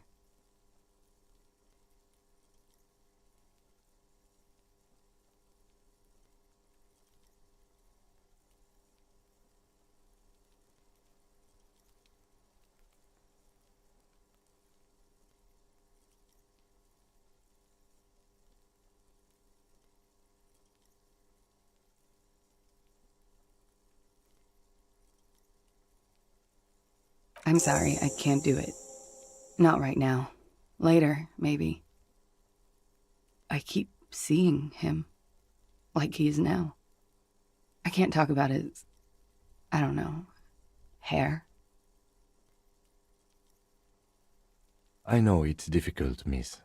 We can return to it later. She meant she sees him in her dreams.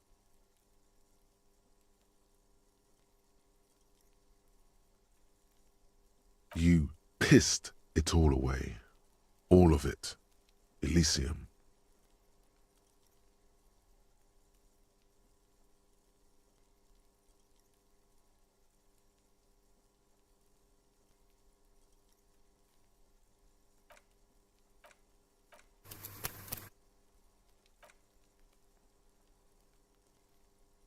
She breathes a silvery sigh of relief and weariness. The air on the roof feels humid. Should we head back downstairs, officer? We may have things to discuss there. As he says so, you feel the young woman looking at you and get a feeling you can't quite put your finger on. A suspicion?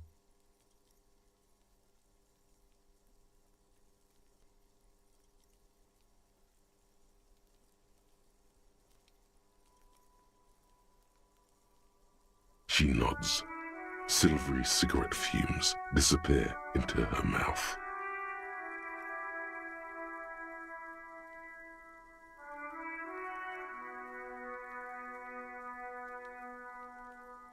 Yes, you're just one room away. Very personal. Good, yes. This means she could have heard something, like what you were doing before you blacked out.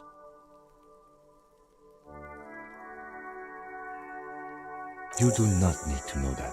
What you need is to ask normal police questions, like...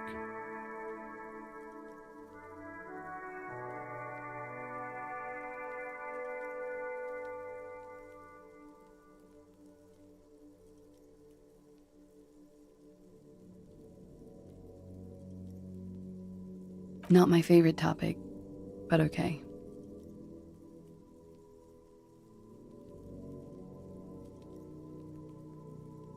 I'm sorry, I can't do it.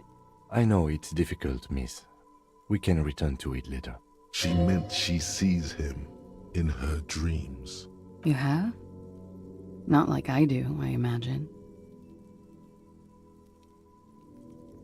She sees them in each other's arms.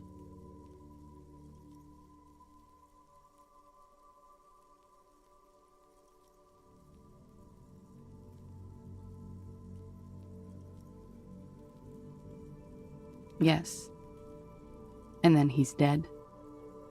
His mouth agape.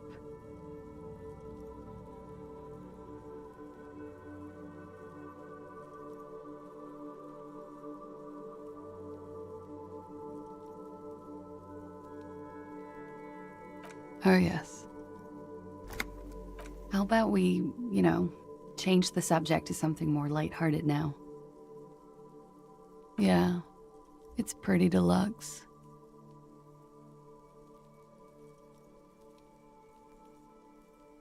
I'm wintering. How long have you been staying here? About 4 months. I came in November. Here in the Whirling, here in Martinaise, or here in Revachol?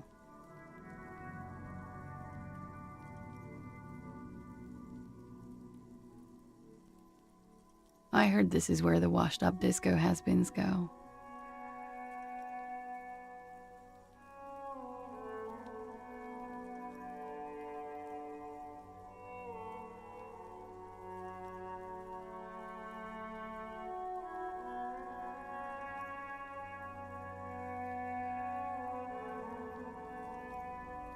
I'm really not.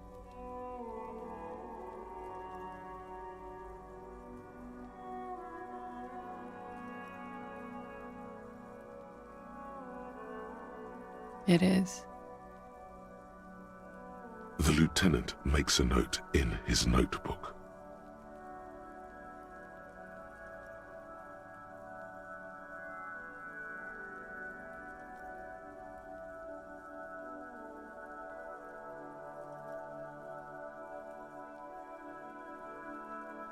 He finds the answer unsatisfying.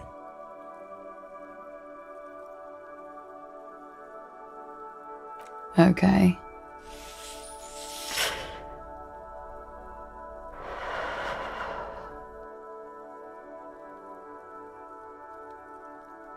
Why not?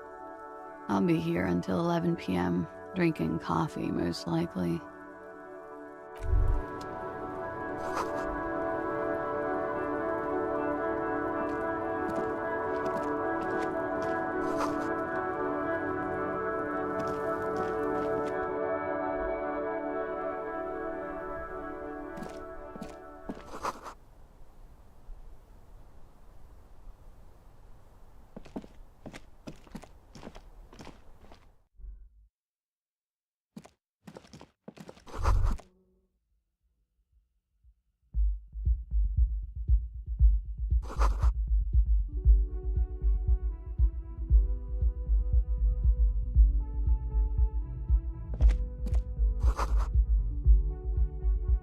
Looks like we have more to discuss with those so-called Hardy boys. Half their reasoning just went out the window.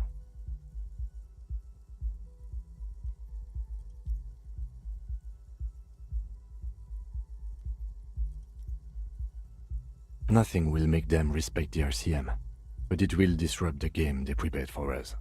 We just stripped off one layer of whatever it is. Her decision to not corroborate their story was definitely not part of the plan.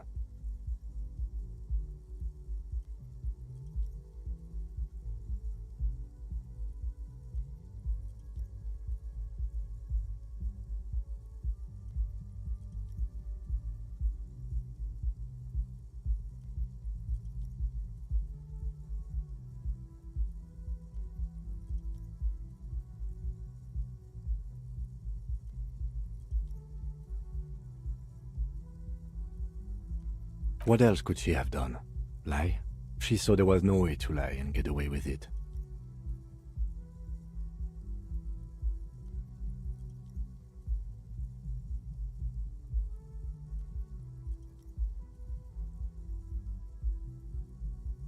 If not you, then me. It was a smart move from her.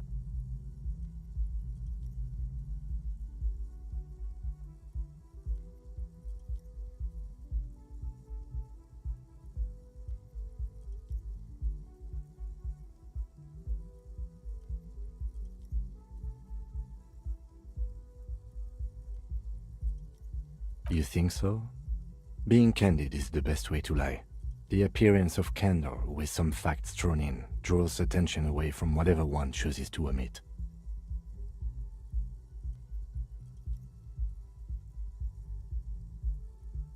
She may be trying to control the pace of the investigation. Anyway, we should move. I suspect our inquiries will bring us back here soon enough.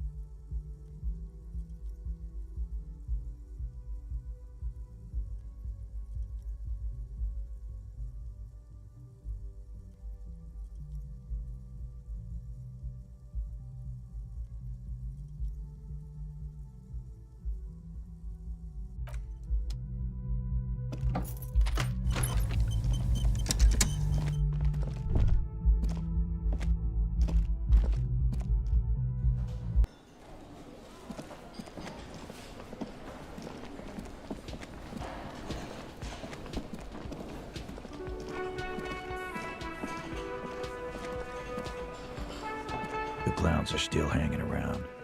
What is it now?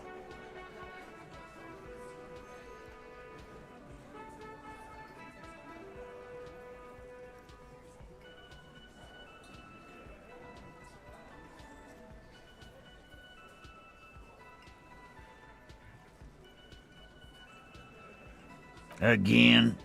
Seriously, man. Fine. Fire away.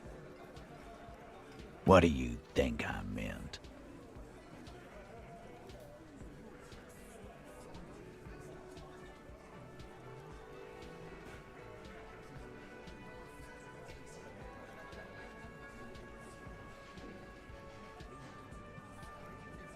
Yeah, pretty much.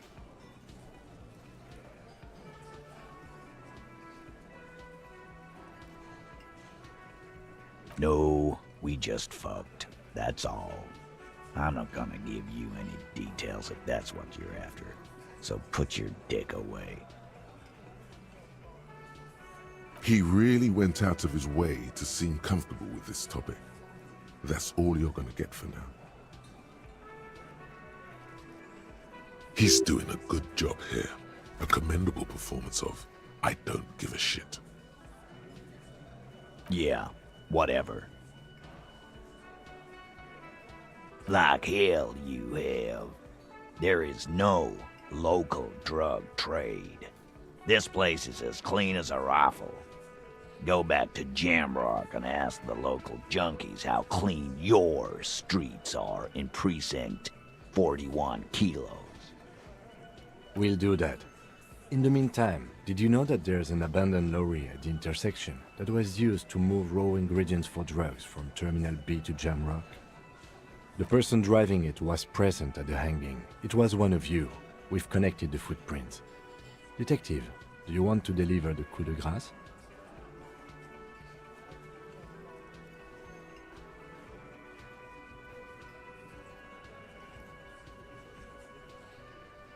Thank you.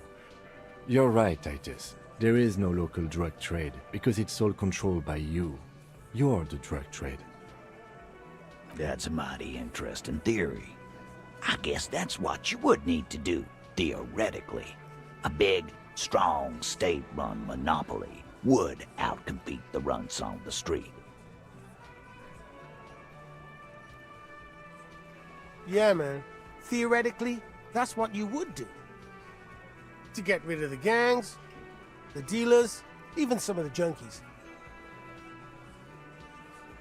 You would need good, trustworthy people to take their place, of course. Hardy men to run such a monopoly. For the good of the community, of course.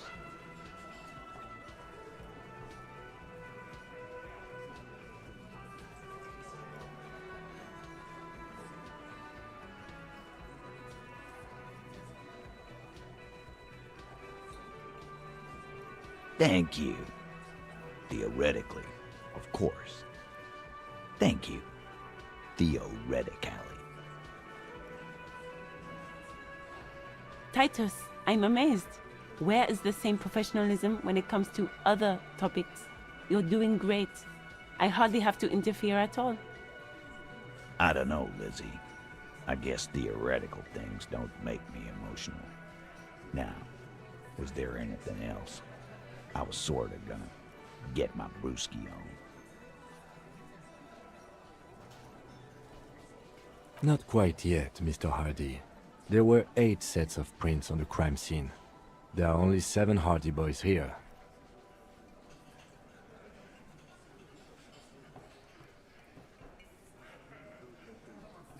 My answer is, fuck off. Mind your own business.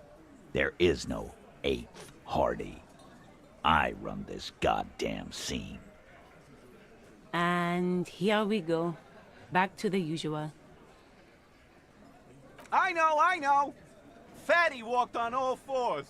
He's so fucking fat he left 2 sets of footprints. Go fuck your mom, Dennis. That's more like it, boys. You heard him. It was Angus on all 4s. Anything else you need to know?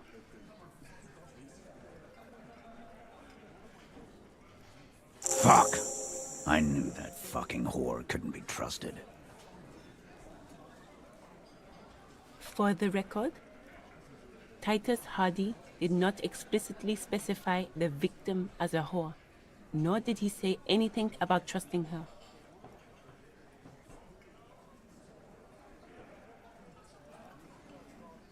Oh, shut up and stay out of this, Liz. He raped her. He was out of his fucking mind. You have no idea. She's just in denial, asshole. You don't understand the traumatic experience. She's shutting down, and she doesn't fucking trust you. Yeah, she's crazy, you know. A crazy bitch. You know the type. She's fucked up. This is a diversion. Stay on track.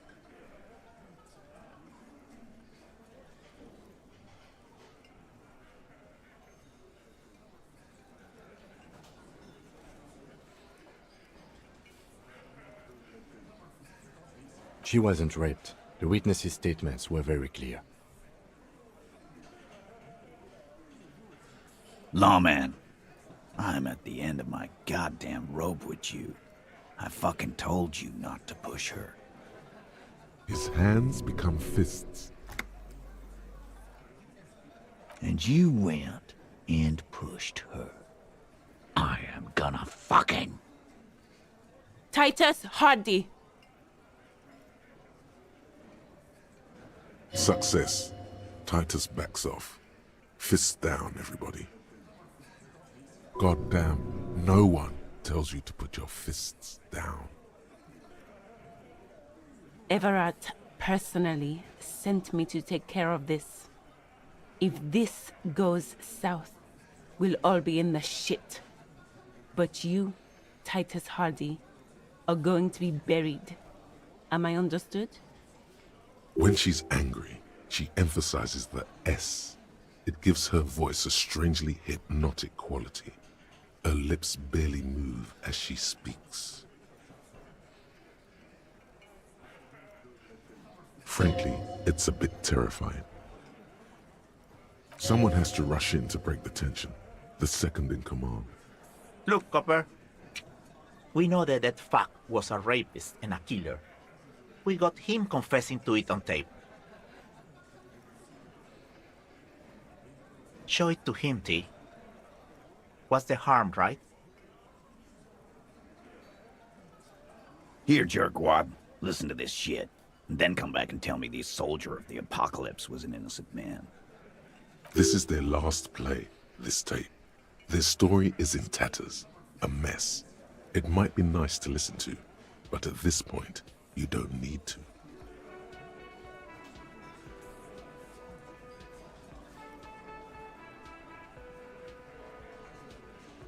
What's on it? We call it the door gun a mega mix. You'll know why, won't you listen to it?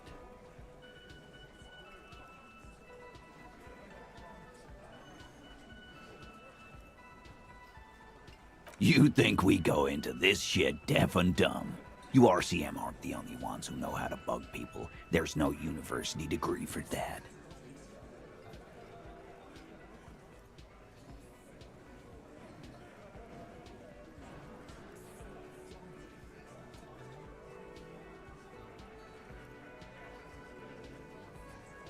We have machines. We're in logistics. How do you think a harbor works? It's advanced stuff. Understood? You've listened in on their communications. How long?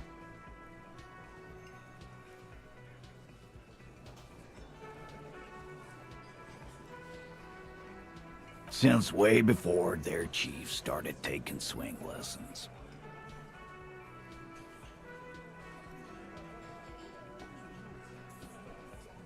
Things got nice and quiet after that.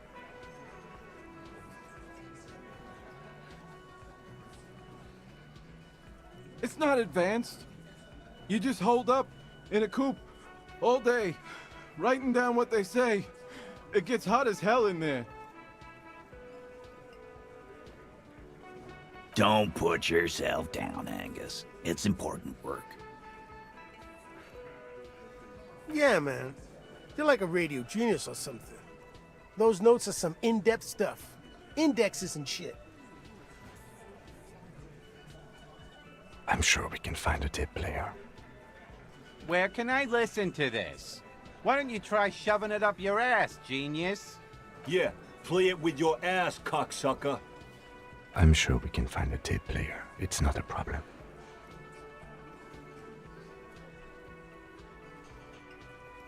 You don't care about evidence. The fuck are you a cop for, then? Pigs, T. They don't care about getting the truth. They care about getting convictions. They are fucking keeping a score on their bulletin boards. I won't be on your bulletin board. If you don't listen to the tape, we got nothing to talk about. There's a lot of questions. If you ask them now, they'll just keep bringing up the tape. Listen to it, and they'll have nothing to hide behind. Don't forget your tape, lawman. Compliments of Titus Hardy.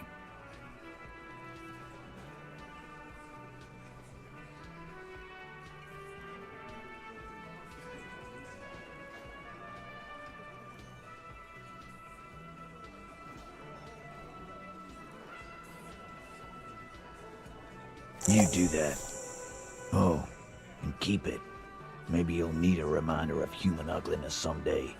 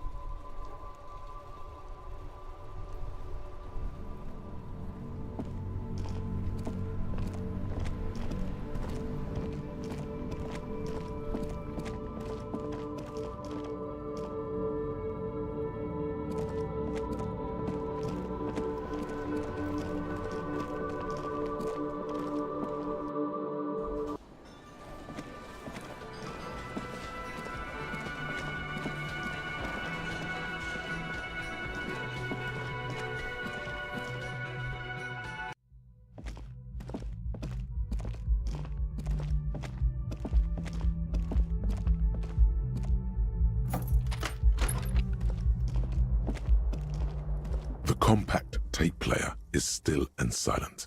Seems it has completely broken down now. The machine was made in Revachol by a company called Le Mercier. Their logo depicts the triple-towered Delta skyline. It was supposedly built to last. This would have been very helpful with the Megamix, but it isn't anymore. My kinema only comes with radio. Let's try to find a new tape player. Perhaps we should talk to Roy at the pawn shop. He has stuff.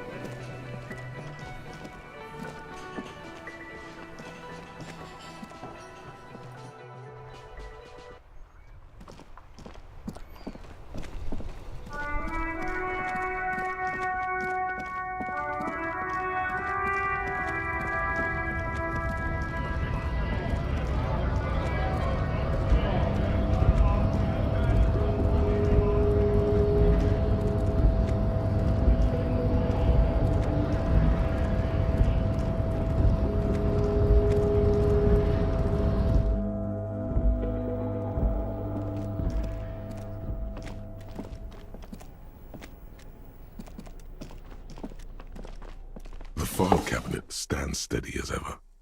The drawer slides shut.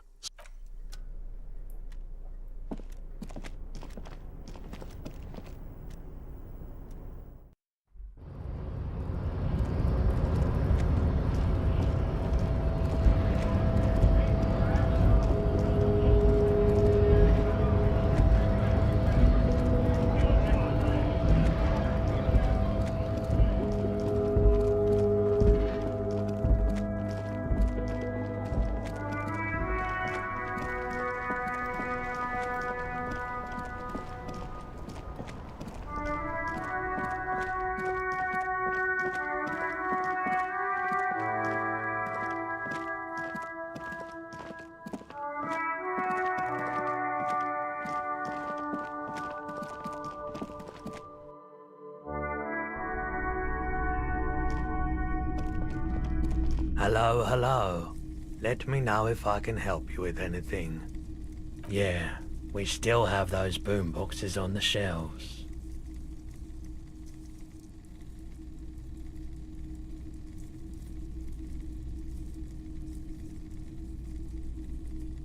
Yeah, we still have those boom boxes on the shelves.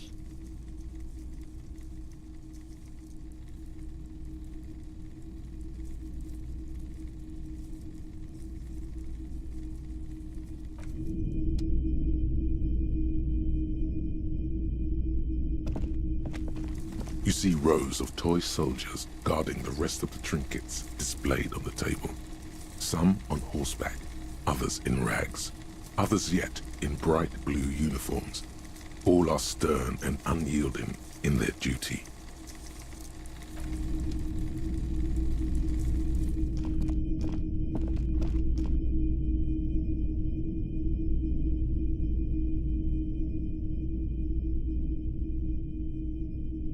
The boomboxes wait on the shelves, and your boombox, that gold and amber Harman Waushi, stares at you longingly with its tape reel eyes.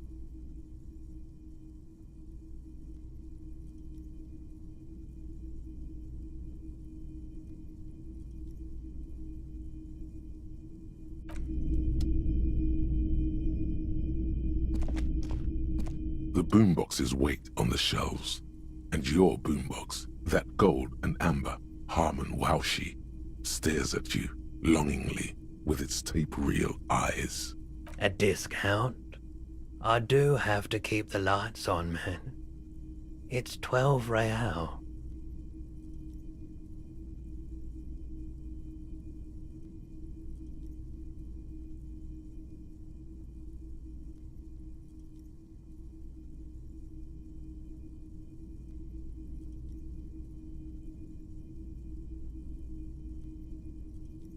12 is a good number.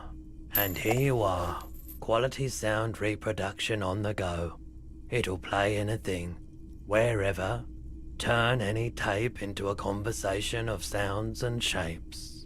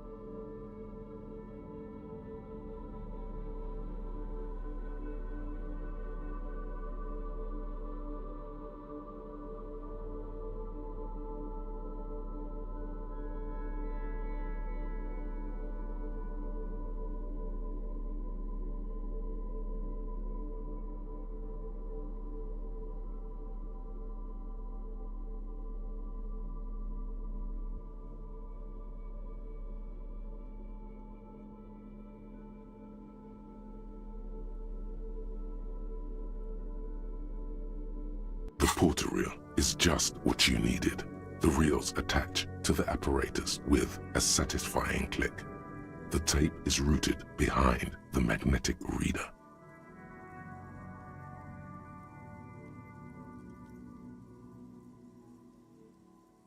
You push Command Set, and the tape starts spinning.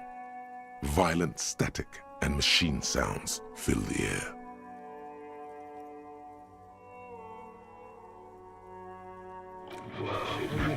This isn't Revachon. This is a fucking village. I can almost see the elephants.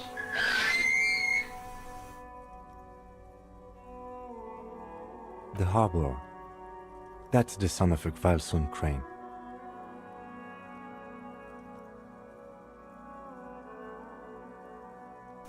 Gonna run a room, Cordy. A real nice room.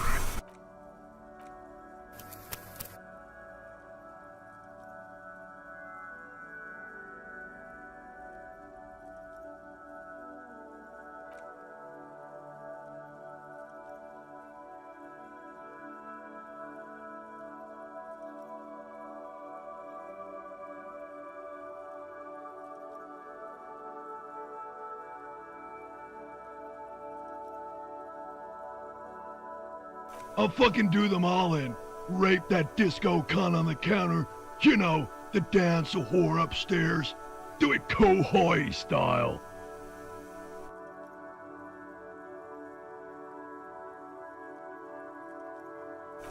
Never did get that taste out of my mouth.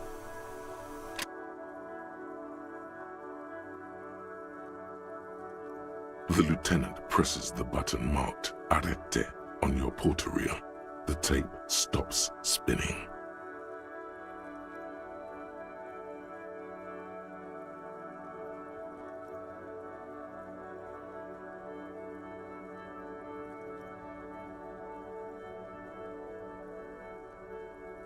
One of the other mercenaries, I think.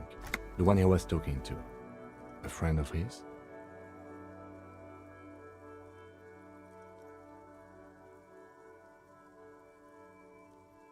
End of recording. A village on the Samaran Isola, in South Safre. Grad committed war crimes there, the kind of thing he talks about.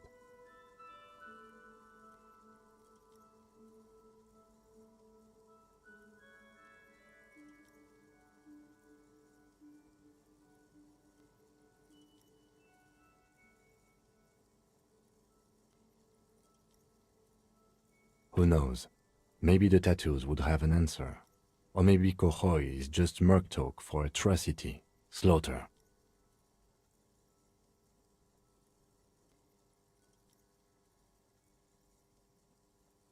A symbol of soldier of the apocalypse style conduct in a civil environment.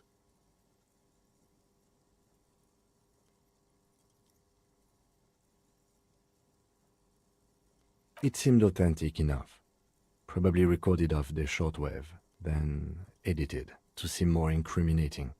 He sounded like he was on patrol around the harbor walls.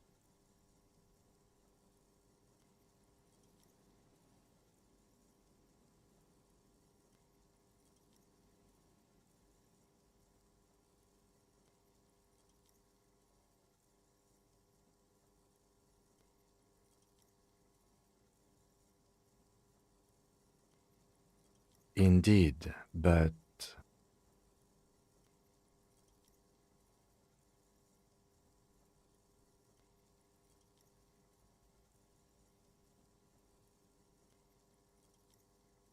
It seemed authentic enough.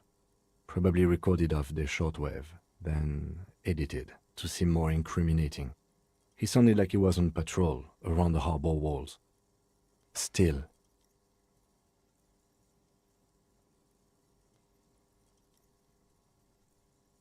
it seemed authentic enough. Probably recorded off the shortwave. Yes, it was just locker room talk.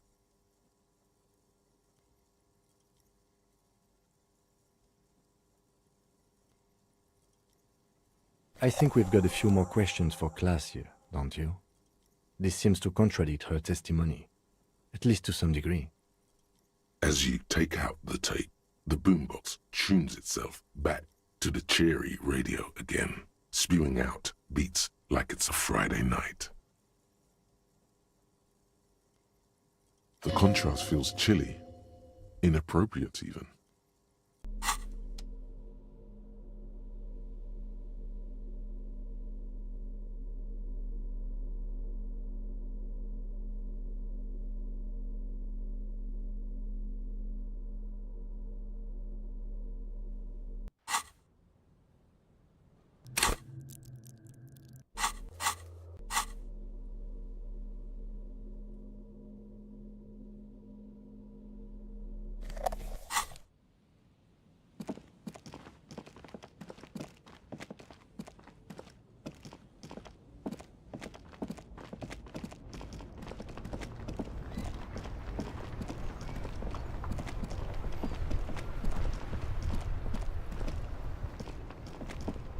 Inside, you see a set of steering levers, a radio microphone, a pull-out toolbox, and the soft glow of the fuel preheater gauge. This is Precinct 57. How may I assist you? Not yet, but I was able to convince the database people to share private sector information. They promised to get back to me by tomorrow morning. Do you have any other questions?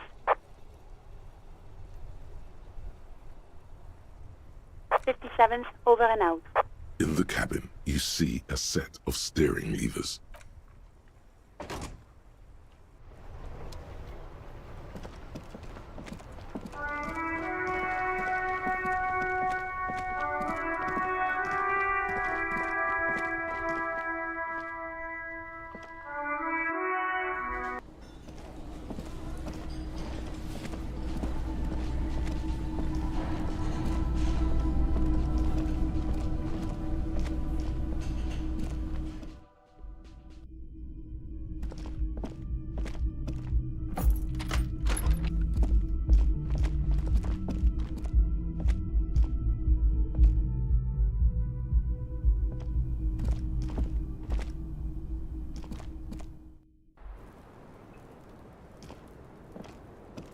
Officer, it's a fine day for questions.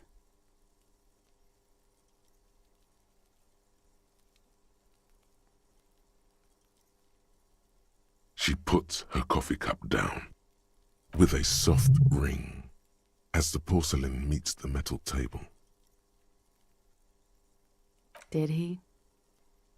I never said he was a good man, or that he had good intentions, only that he was never bad to me.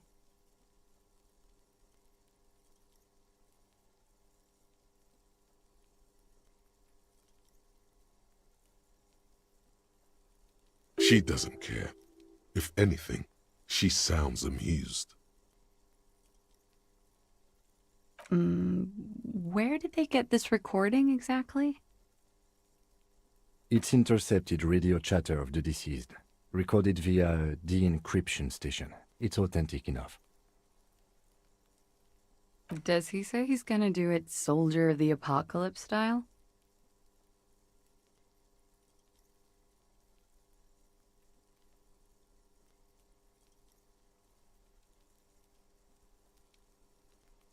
The phrase was used. Yeah. That was practically his pickup line. A memory surfaces in her tired neocortex. It's not entirely unpleasant.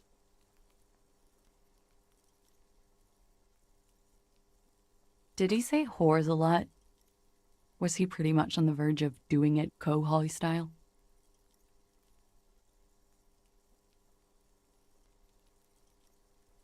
He wasn't actually there. He didn't do a tour, or at least didn't tell me he did. Would have been overkill anyway. He lived his own little Kohoi. It wasn't his everything.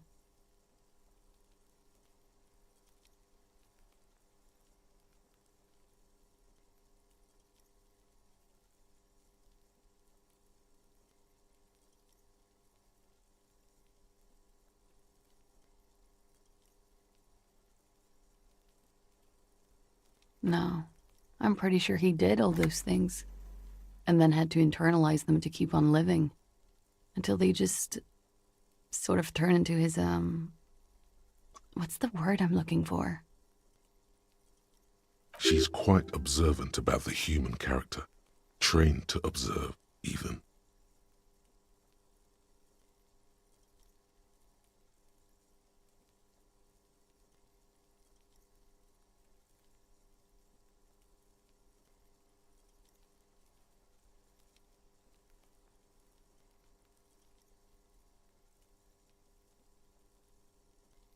Running joke. I was gonna say running joke. And it sounds like you didn't even get the good bits. Lely's punchlines got way, way funkier than that. He was like the Seminese conflict, the Kohoi massacre, and the 36 famine in Yezut all rolled into one person, then cast in Orani ceramic armor, which he wore in bed and in the shower.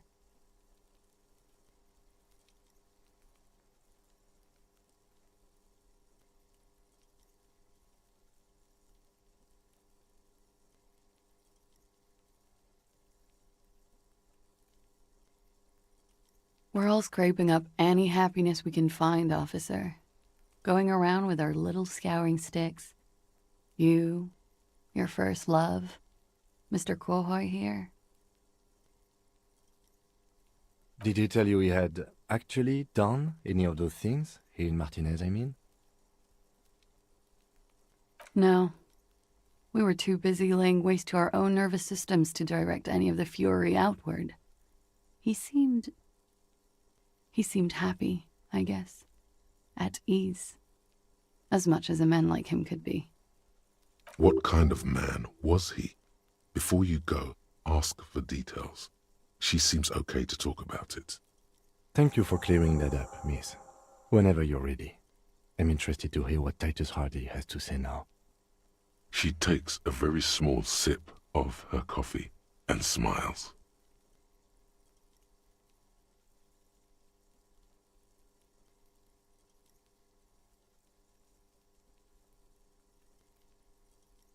Like, for example, his name?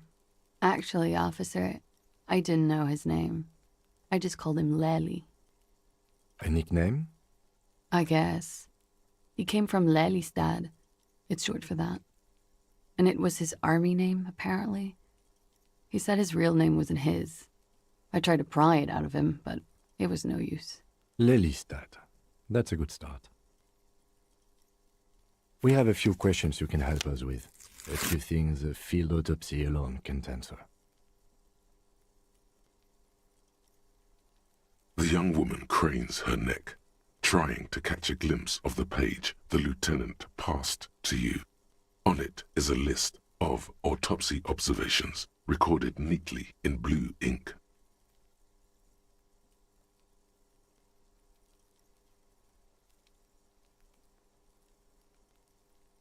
The last missing pieces of a puzzle of flesh.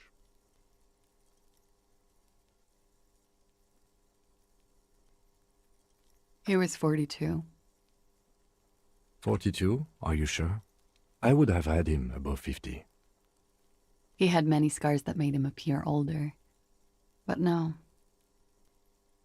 We even celebrated his birthday, like, some weeks ago. It was a funny 2 days. He had little reason to lie to me. Looks like you were right, officer.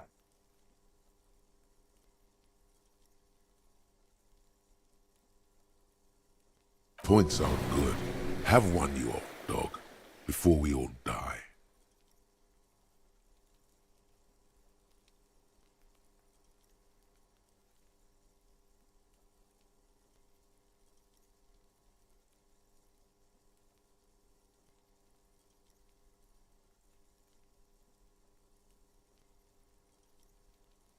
It isn't. Police work is a cooperative sport. There is no challenge without competition. There must be an opponent. The young woman looks at you, then the lieutenant, then you. She's enjoying this.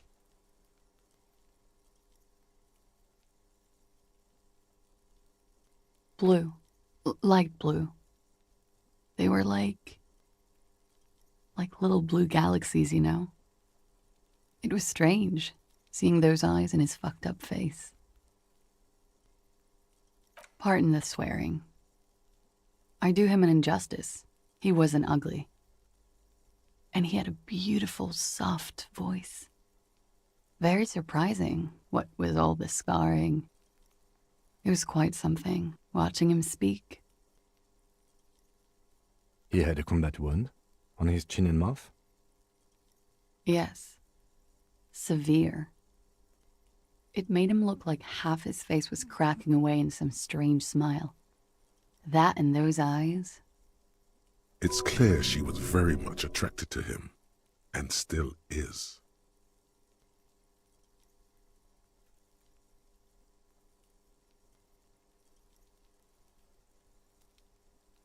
Of course. He was the most strangely beautiful man I've ever been with. And I mean that. And now, he's dead. A pity. Ah, yes. His hair, if you can remember? It was light brown, almost blonde.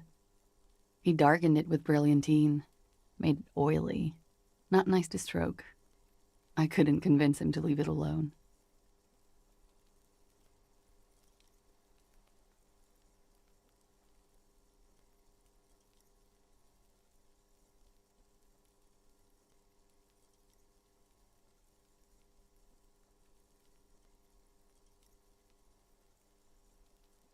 The young woman nods.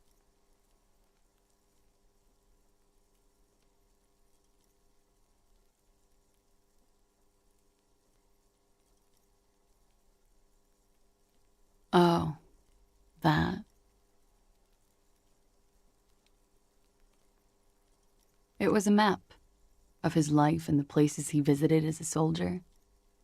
It was mostly for showing off to chicks, though. How? Imagine him lying in bed. Freakish musculature laid out on the sheets. Scarred, of course. tattooed. The sheets are dirty for some reason.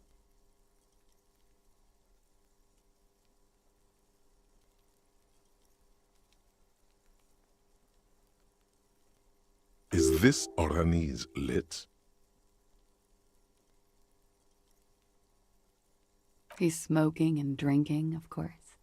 And his chest and shoulders and arms are studded with stars. Tens, hundreds of them. Maybe even thousands. And the woman goes like, "What was this, baby?" And he says, "That was too hardcore. Don't ask me about that." So she goes, "Okay, but what's this, baby?" And he's like, "Saw some bat shit there. Killed some loincloths."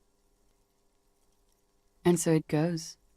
Star after star, port after port, third world country after third world country. And he's done horrible things in every single one of them.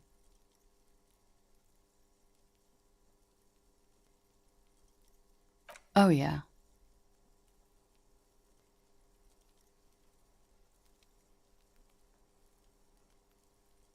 No, thank you. I've seen enough of him dead. I can tell you what they meant without looking at them. Go on. He was a blue-eyed boy with thick arms, from a small town. He was also poor, and the government of Oranje needed some people killed, so they turned him into a grotesque killer. For money.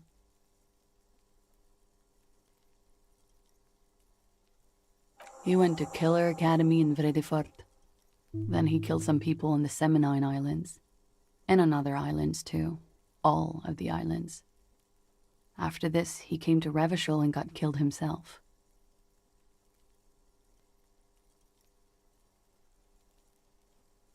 It is when you're high. It can be very exciting then. You have the tools to deal with it. It's not a very nice story to remember when you're sober. A change of topic? In Oranje, officer. It's, I think municipality is the term. A nowhere town there.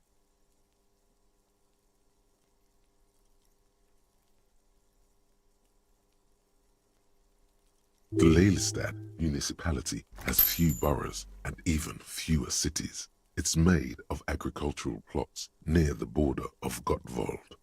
Executive summary: cows, silos, and wheat. You were almost right, officer. That means his race was occidental, not mondial. I'll update the form.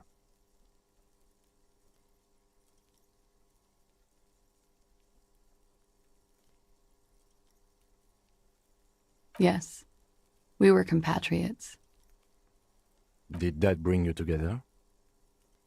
No, he was too old for that. And from another part of Oranjenrijk. I didn't even understand his accent. What brought us together wasn't Oranje. It was bad habits. Sex, alcohol.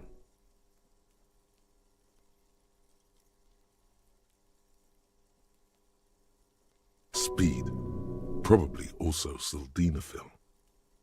No love for Mother Oranje, but wasn't he a soldier? This could be worth pursuing.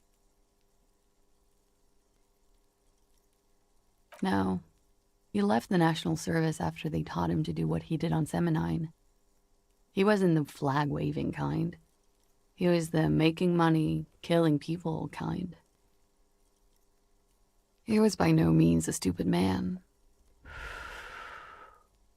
A people person, a small platoon leader, certainly not a patriot.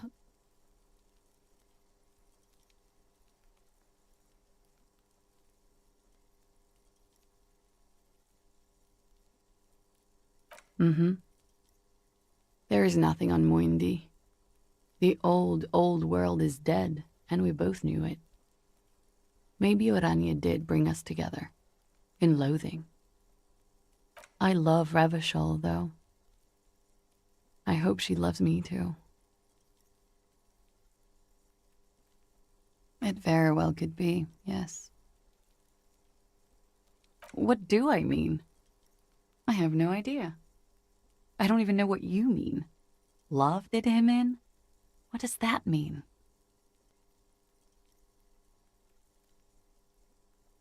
That's not funny, officer. Her voice is like a slash through the air. Her shoulders tense up.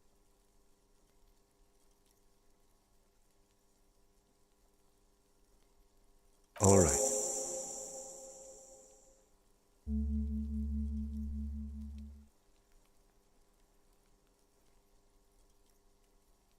Coolly, gracefully, she pours herself more coffee.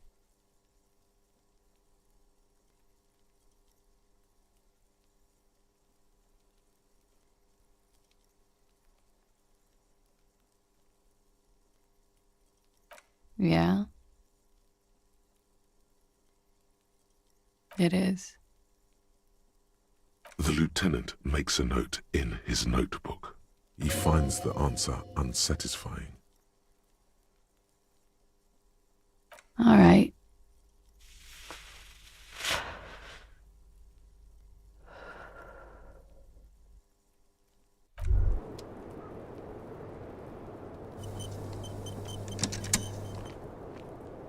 Wait, stop.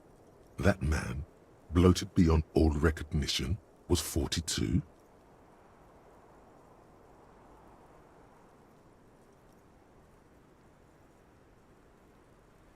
Below the damage, the weeks of decomposition, all the swollen indignity of mortality. He was 42 years old? How old are you? That's where this is going. 45,000 liters of raw alcohol has left its disfigurements. What lies beneath, you wonder?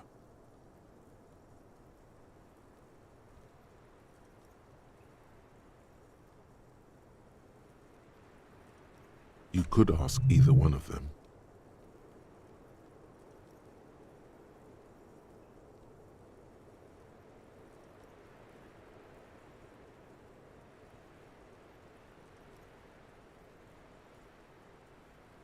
Huh?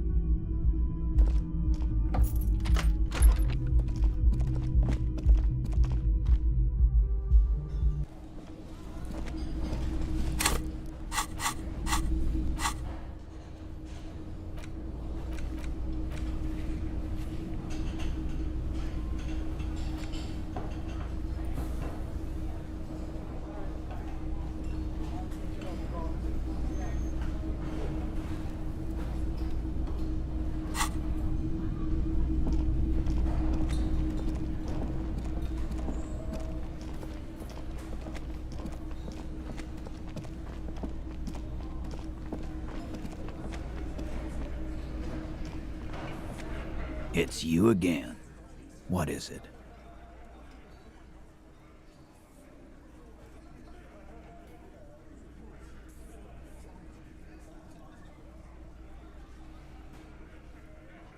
And?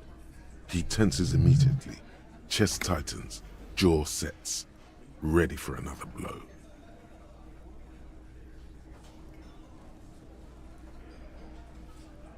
That fucking fucker. You're the worst cops in Revachol. I gave you gold on that tape. That fucker wasn't aimed at you. It was at her.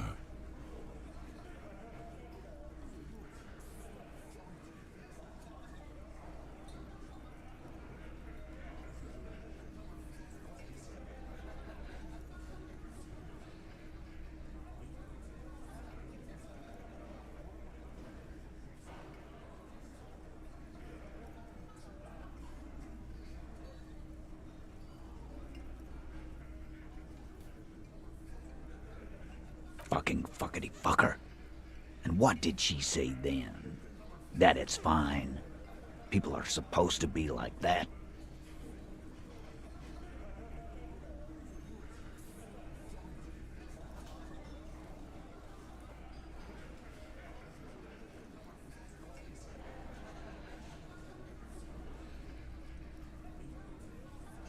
Yes. In fact, I think she thought it was a little funny. Funny? No good goddamn psycho whore. Seems like they wanted to give Claudia a second chance to play along. She still didn't. Alright. All fucking righty then. I guess it's good then. That fucking... Please try to control yourself in the presence of visitors, Titus. This is just perfect. Just fucking perfect. Any thoughts on this, lawmen? Women are crazy. Irrational. That's what you're thinking, right? Also, your fists are itching for a bump.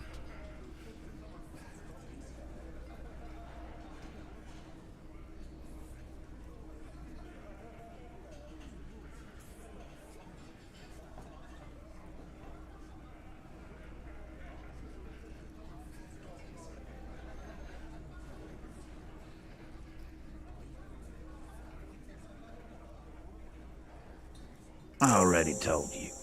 We fucking hanged him. There's less gusto in his voice now. His men too are growing increasingly silent. Come on, Titus. It's been a long day. I'm tired of running back and forth between you. I can see you're tired too. Why don't you just... You know what? I am tired. I'm tired of you and the whore upstairs. Next time you see her, tell her Titus said, "Fuck on!" That lying, scamming. We're done. This is over. You understand? Your little investigation is over. Yeah.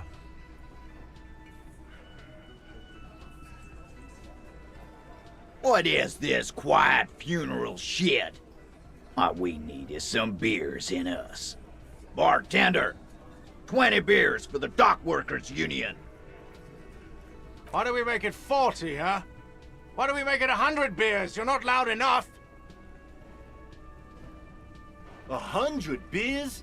Now we're talking. Hoppity hop over here, cafeteria manager. The window might be closing. The more beers they get in them, the less cooperative they will be.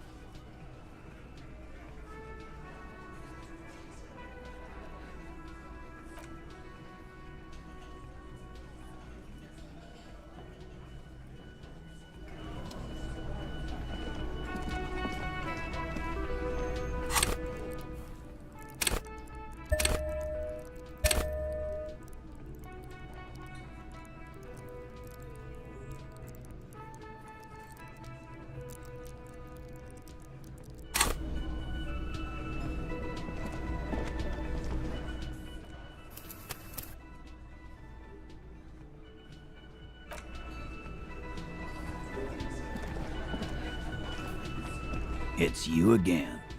What is it?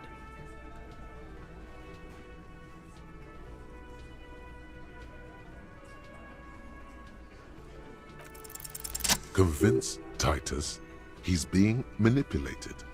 You should know by now. Titus Hardy will never falter.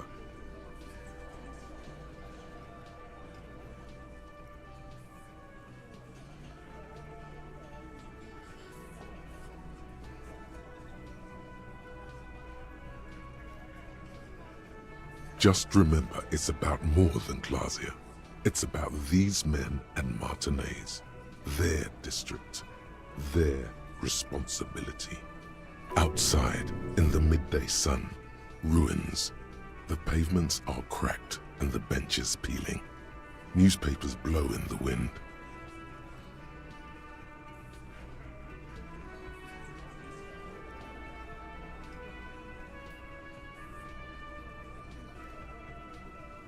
Huh? He'll get it. Go on.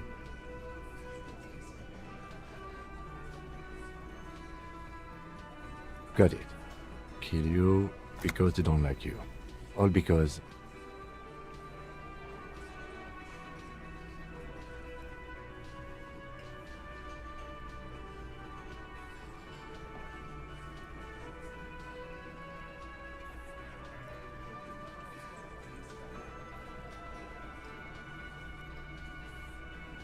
Bring that up one more time, and you won't get to write that report. Yes, I understand, Alain. That's your name, right, Alain? You'll kill us. That's what they do in the wild north.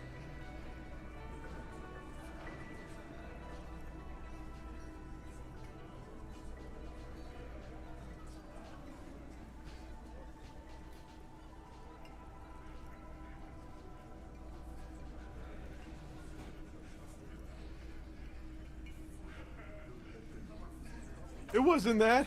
It wasn't... We just couldn't get him down, okay? That's it. That's the weak one. You flushed him out. Now go in for the... Officer, you will be next if you don't shut up. He's onto you. He knows what you're trying to do.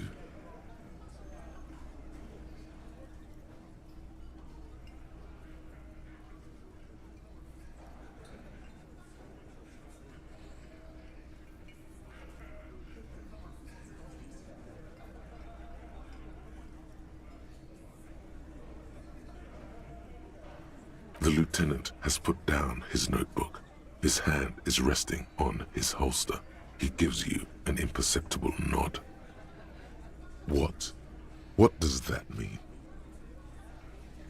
We didn't kill him. We didn't even hang him. He was dead when... Shut up, Angus! Fatty! Say one more thing to the cops and I'll... Dennis, stand down, or I'll beat your head in. Theo, take your hand off the belt. This isn't 31. I've got this under control. Does he?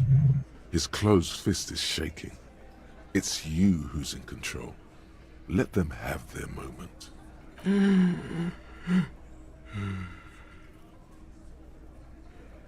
Angie, where's your goddamn inhaler? You sound like you're dying. I left it home. I can't get it. I'm too fucked. I'm sorry. Why are you so fucking fat, Angus? Now it's all pointless. Because of you. You wasted my time. I told you, Titus. I told you just give her up. Lizzie, your help is no longer needed here. Go tell Evrart. Fine. I'll tell him. After a long walk along the coast. You're in. He's all yours. Questions?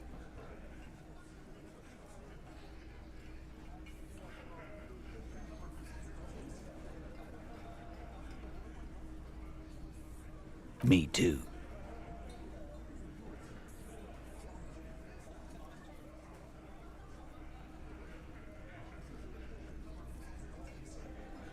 Not yet. Just some ideas. She says the shot came from outside, behind the window somewhere. So that's a clue.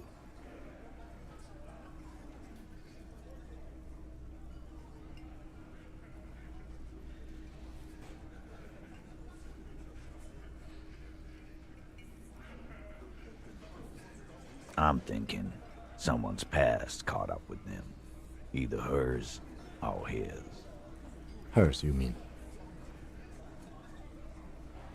She's got one of those checkered pasts. The shot could have missed. Could have been meant for her. I like that. Been thinking the same thing myself. My dude. One of those mercenary buddies of his could have done it. They got guns, training, years of bad blood, probably. Or it could have been someone else from Crenell. Tell you what I'd do. Check out the coast for vantage points. Maybe consult with a ballistics buddy of mine. That's what I'd do, if I wasn't too busy doing this clown dance with you. He's calm now, threw all that turmoil away and became himself again. These theories, not bad. Don't buy either one, but still, this guy's not as dumb as he looks.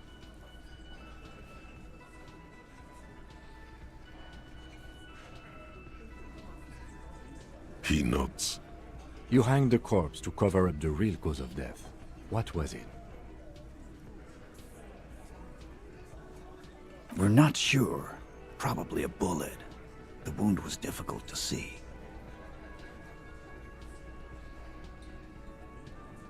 The coroner and his assistant are wrapped in blue. Hands covered in blue gloves. Mouths covered by blue masks. Bodies by blue aprons. The coroner wipes his brow, scalpel still in his hand. Get the light. Shine it in his mouth, he tells his assistant. The coroner squats to better see the light illumines the darkness inside. Well, shit. Can't blame them for missing that. Get the saw, Alan. This just got fun. 'Cause the girls asked us to. They were in some shit.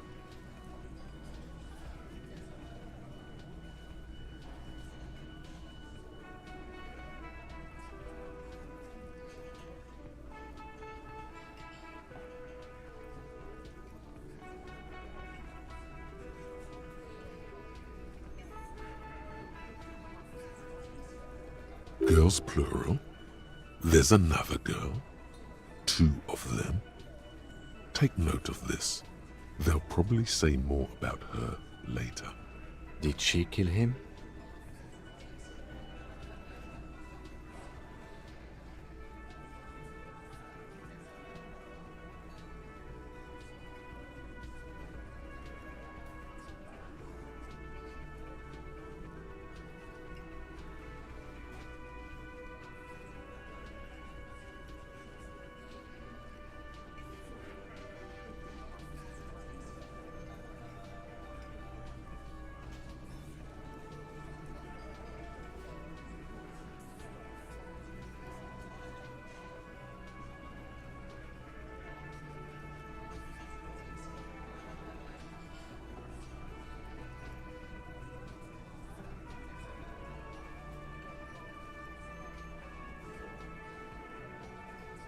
Cop, I have no idea. The girl says she didn't.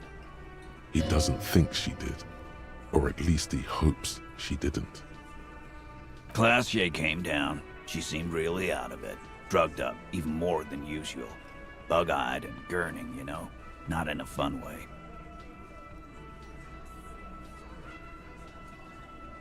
It looked like she'd redosed after something went down. I've seen that look before. She was scared. I knew someone had died. I've done this job for 10 years. I've seen it before. It's the politician in the motel room with the dead hooker scenario. Only in reverse. Good analogy, boss.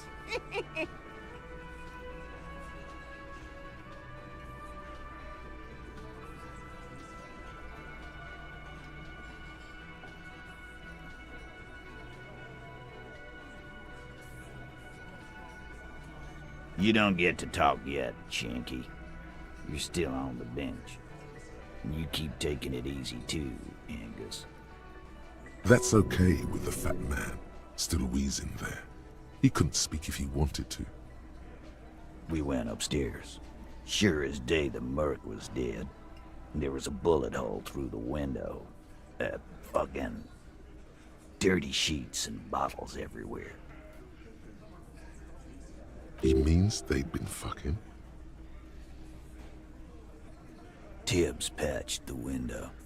And the corpse. We hanged.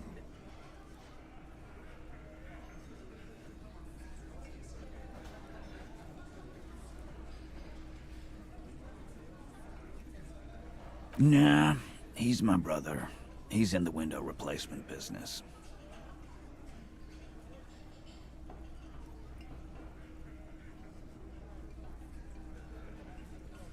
You may have noticed our girl's in some shit of her own.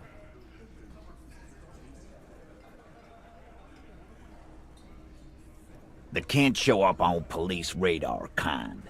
There are people after her, from the old world, where she came from. They're powerful, connected to the moral intern. She's clearly afraid for her life. Says if she showed up in your systems, she'd be ghosted away. That's all he knows. That's all she's told him. And why would you help someone like that? By taking on a murder? Why would I? I guess we abide all sorts of runaways and losers here. It's a Martinaise thing.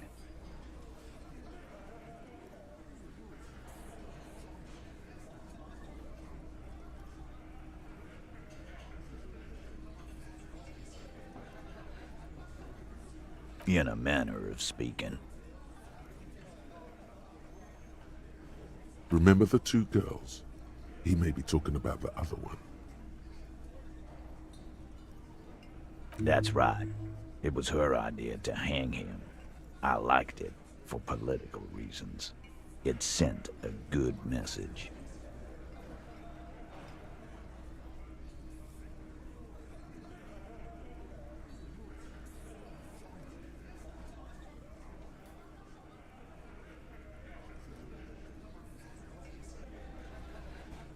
Fella, you think too much. He's off all right.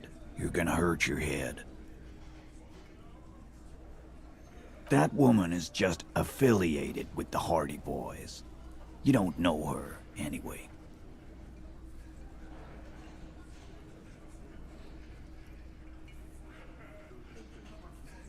We're Hardy Boys, and that's it.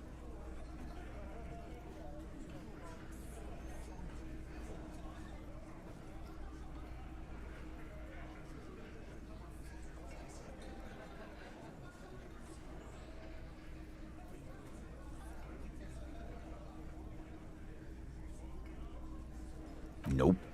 You're not getting to her. It's Klasia you want to talk to.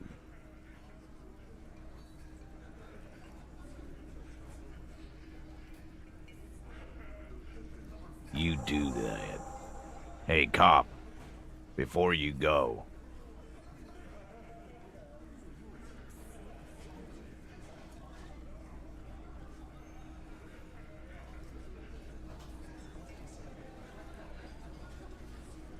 Suddenly, the wind picks up outside. You hear it rattling the large windows in their frames. It carries newspapers, circles the whirling in rags in a warm column. She, Klasia, came to Martinaise to hide. Many of us did. This is where you wash up when there's nowhere left to go. The Union takes you in. Now, she refused that protection, but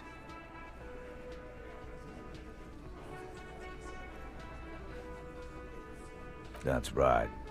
If we didn't take care of the people who end up here, this place would just be a couple of ruins and some cargo containers. We'll take that into account.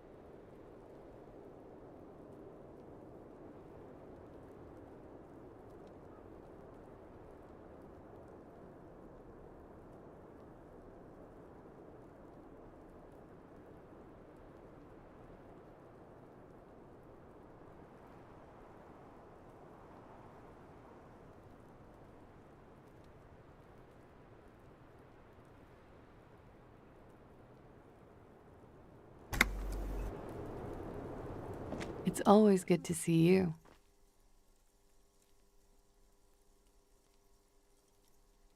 Something in her demeanor has changed. She's tired, consigned to her fate, to being here with you and what's to come.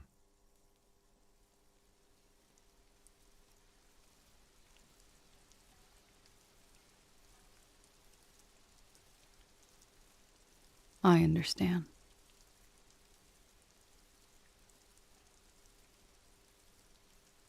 Just like that. No resistance. Her shoulders are slouched, her feet long and straight.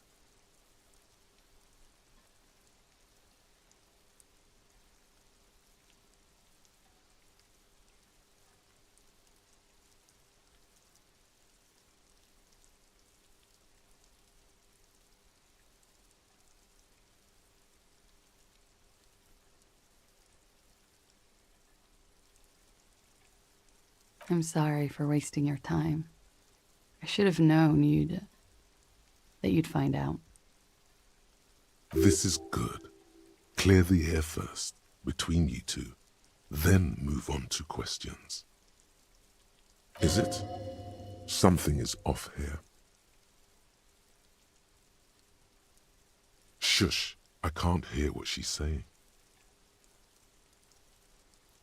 Let the miss speak. She's tall and thin and tired. A twig trying so hard not to break. Why did you waste our time then? Because of the Hardys. I couldn't just dispense with them. They were only trying to help me. Out of the shit I'd gotten into. Is she implying the Hardy Boys are the law?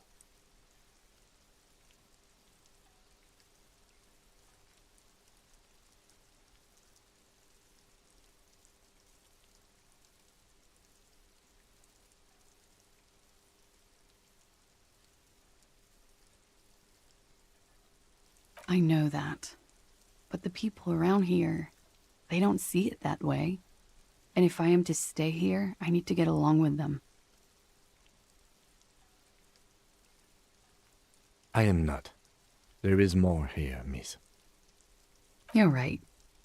There's more. You answer to the coalition government, and by extension, the moral intern.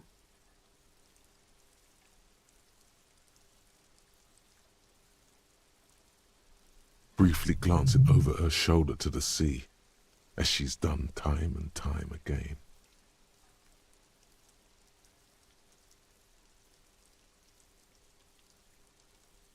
A grand expanse of water reaches over the bay and to the horizon, wine dark in the evening light.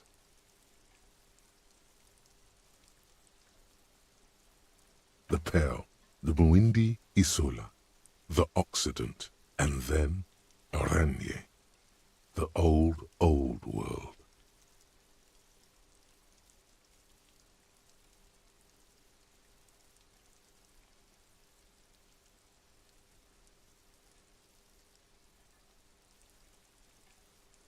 You share a database with them. You send people to their courts.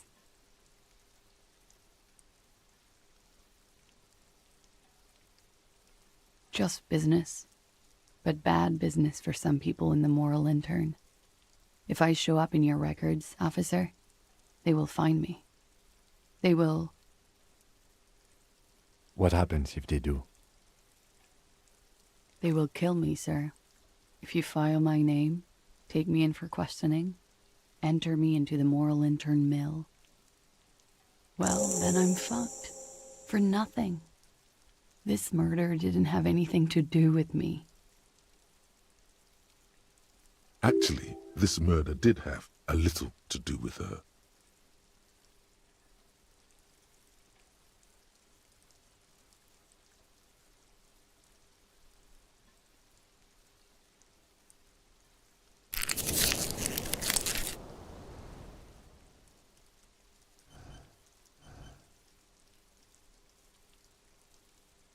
We were there.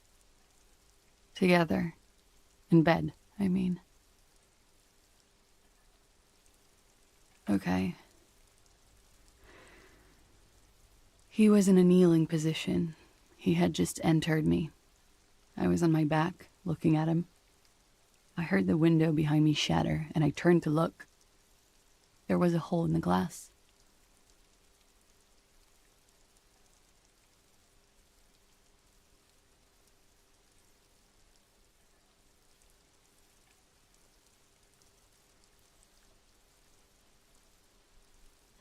I turned back to him. His eyes were looking through me, and his mouth was open, dumb. I could see. I could. A great pain moves through her, a dark and indefinite wave. She continues in spite of it. I knew he was dead before he fell down on top of me. He was heavy. I pushed him off and he fell to the floor. There. He only had his boots on. I bit the pillow, not to scream, then ran downstairs. I waited for the second shot to come. For me. I thought there would be one. It never came.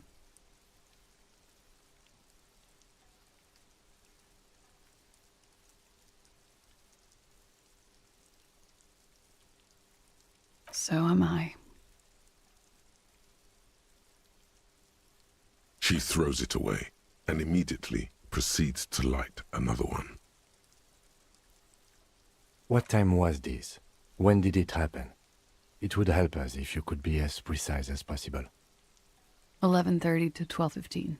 I don't know the exact time. Around midnight. It's okay. Were you inebriated? Not as much as usual. He'd done a line, plus other things. I was drinking.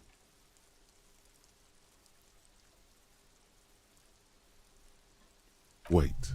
Titus said she was gurning her jaw off, much more than usual.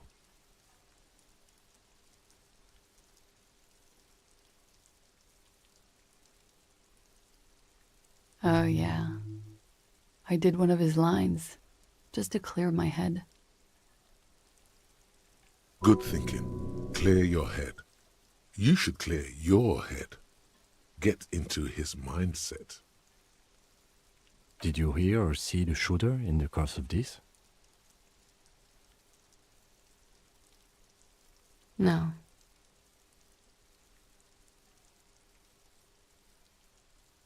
Nothing. I was trapped. I was stuck in my room downstairs. I got some clothes on and crawled back up, drew the blinds. Blood was coming from his mouth. Not a lot. Just a little. He was still on the floor, slouched. I couldn't be there with him anymore.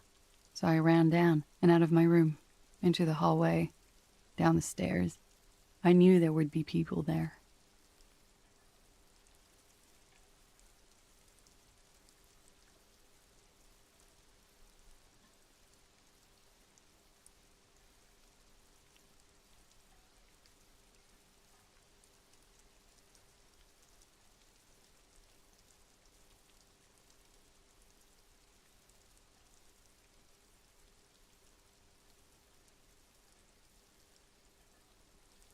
It's not nice, but it's not illegal. Not here in Ravishol, or even in Oranje. What exactly did you do?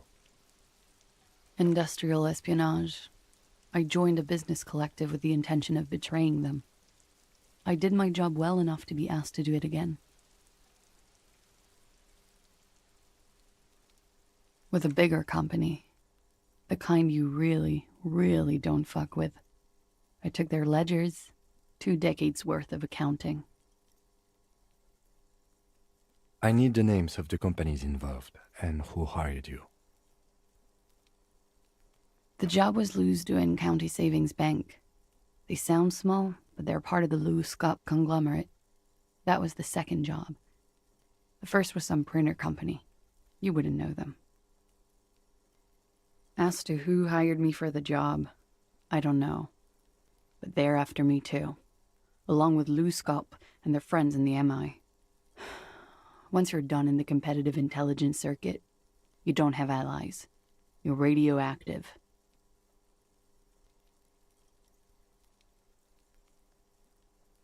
Laws Cap. These people engineer financial disasters in second world countries. The conglomerate also includes the Bank of Consecration, Airberg, and the popular Papalolo line of dairy products.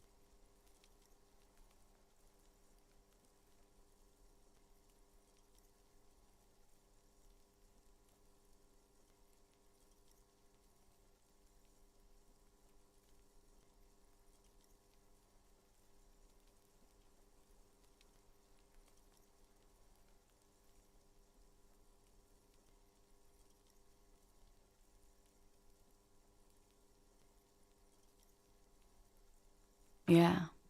Papa fucking Lolo wants to kill me.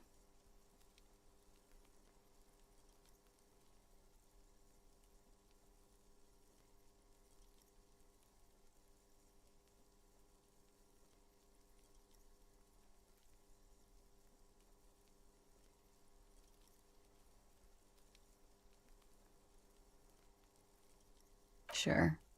I'm not a war criminal, but it was bad. People lost their jobs. Good people, too, not just C-suite. A lot of people got hurt. But that's just more of my shit you shouldn't have to deal with. You're solving a murder.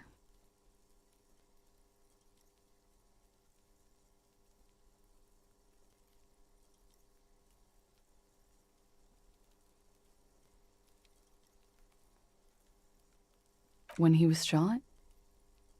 I may have. I don't know. I couldn't hear anything over the glass exploding.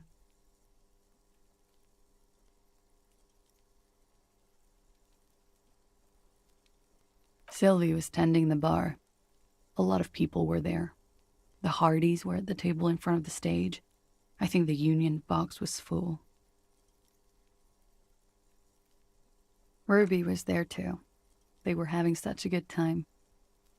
I sat down and they all welcomed me. I didn't even have to say anything.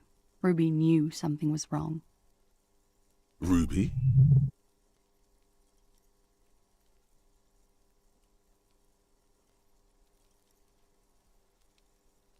Ruby. You know, the leader.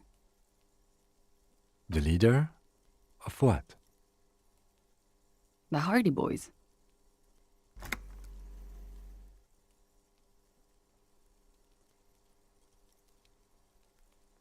Well, nominally, yes. Ruby's the one they go to when things happen, like things they need taken care of. She's the organizer. This Ruby, in her phrasing, is entrusted with great power. She trusts her. So do the others. Would you say she is the 8th Hardy Boy? Why not? Well, Ruby said let's talk upstairs. I showed her the room. I've known these people since December. They know my situation, but I can't leave a paper trail. Ruby was the first one I told. She said she'd take care of this. It's what she does, you know, take care of things. I helped her get the body to the bathroom. We used a belt to pull him up under the shower, to keep him upright.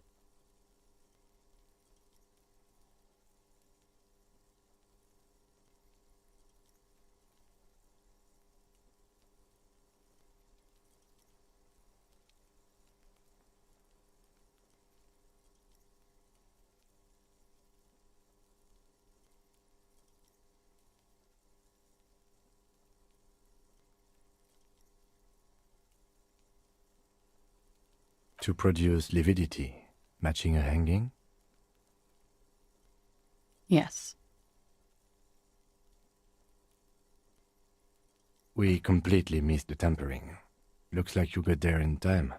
What was this, 20 minutes after death? About 20, yes. Ruby explained it would make the blood... You know what he does.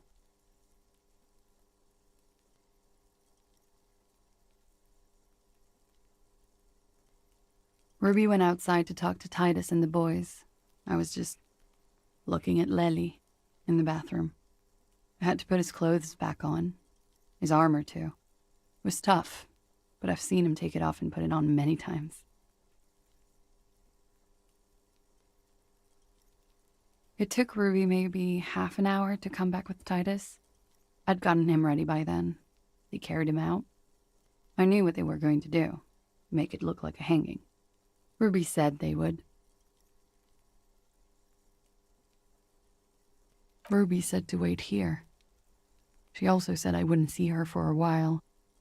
That we should lay low or something. So I did. I don't know. I haven't seen her since.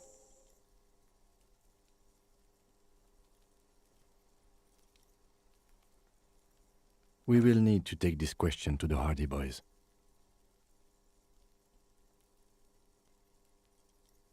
Interesting. Why did this Ruby go through so much trouble to hide something someone else did? Look into this later.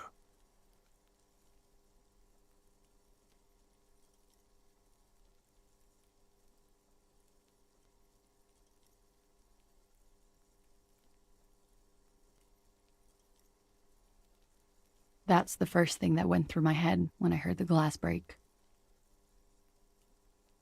I thought they'd found me. They've killed him to punish me. All last week, I've tried not to talk to anyone or be seen with anyone so they wouldn't be hurt.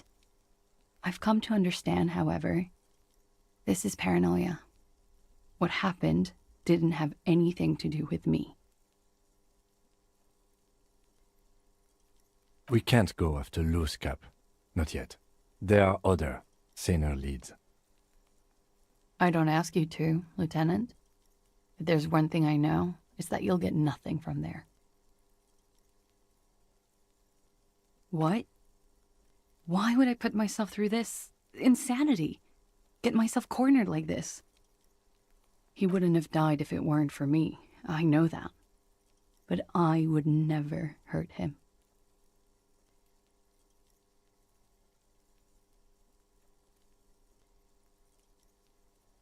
All kinds of crazy things happen when drugs are involved.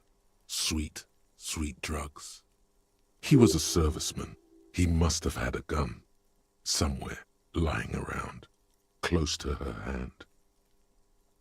Now, you guys suddenly have theories pouring out, when they're obviously just stabs in the dark.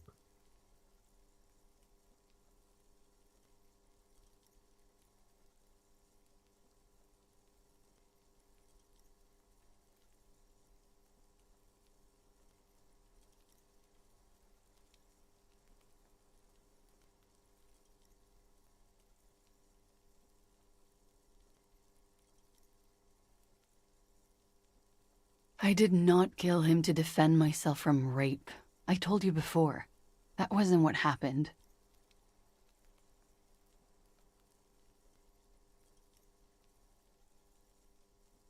True, sire.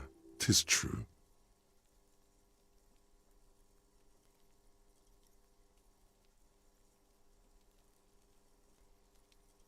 What does that mean? Do drugs make you aggressive? No. People don't take drugs to kill each other. They take them to feel okay with each other. I thought you Ravishol people would be more enlightened on this. I'm sorry, officer. I'm under some stress here. Like what?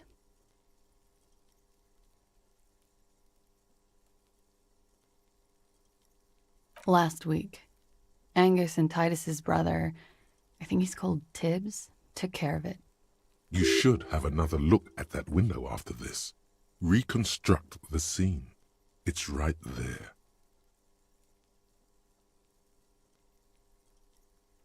Yes, you see the glass sparkling out of the corner of your eye. Because I'm an idiot. Which is an indicator of truth. Idiot. She's nothing of the sort.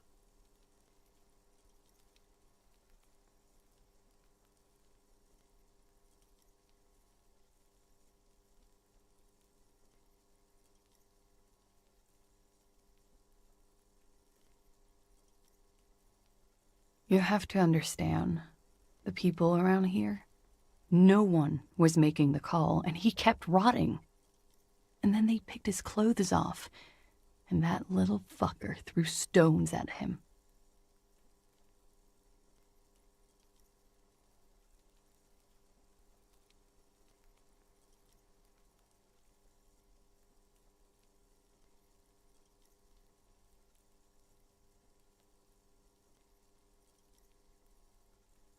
Her jaw is clenched.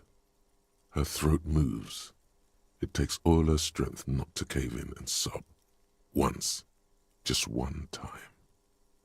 He kept throwing stones at him for 3 days. I could hear the thud. Thud. So I called you. I hope with all my heart it's not the last thing I do in Ravachol. She definitely called the cops. That was task complete. It could not have been a lie. That is impossible.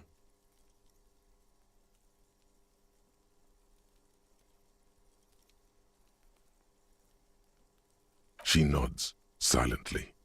She doesn't even smoke. Just picks up the cold coffee and holds it in her hands.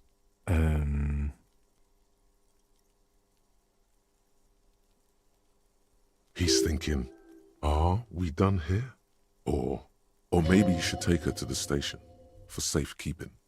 She lied to you, and she's a flight risk. No, that won't be necessary. Just leave her alone. She's been through enough. She doesn't need this police brutality.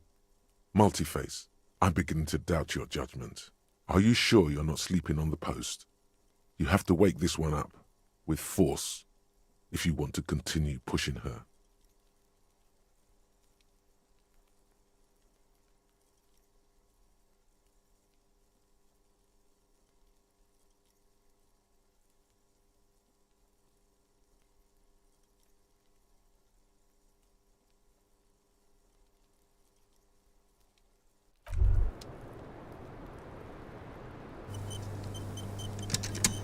As you look back, you think, so love did do him in, after all. If it weren't for her, he would not have been there. The shot would not have connected with his soft palate.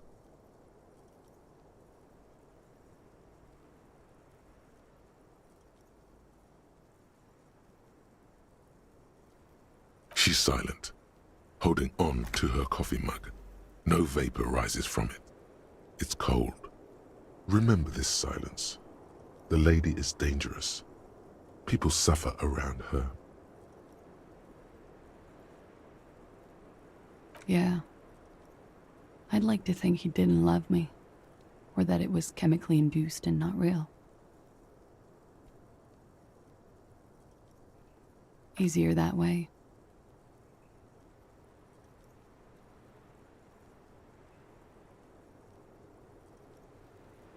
I don't know.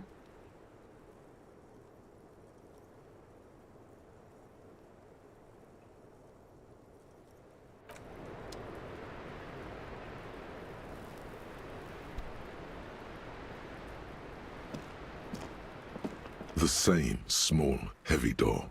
No lock in sight.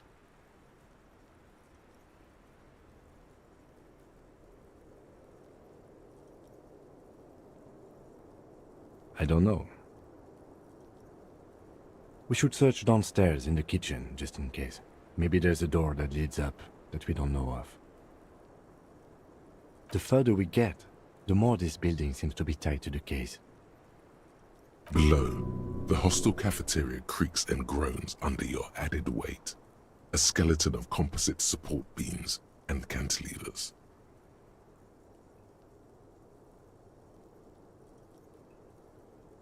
A dull thump. Somewhere inside, a wind brace rattles from the imperceptible motion of the building. The vigilantes, the cadaver, and a number of people connected to the case are in or around this building. This door is part of it. It's not unimportant. It's barred from the inside. You hear the bar rattle in the brackets.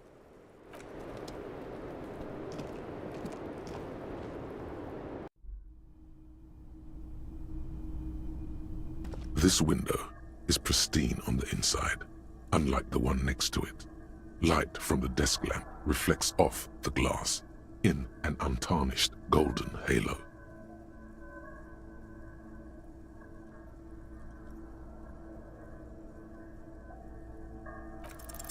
A vague sense of disappointment fills you. The glass shimmers as if taunting you with its secrets. You get the feeling this room would tell you something crucial if you only knew how to listen.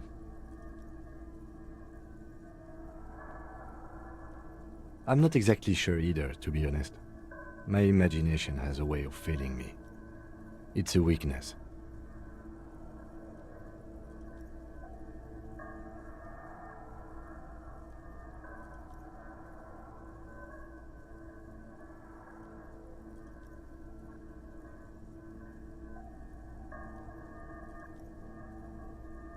Smooth as ice.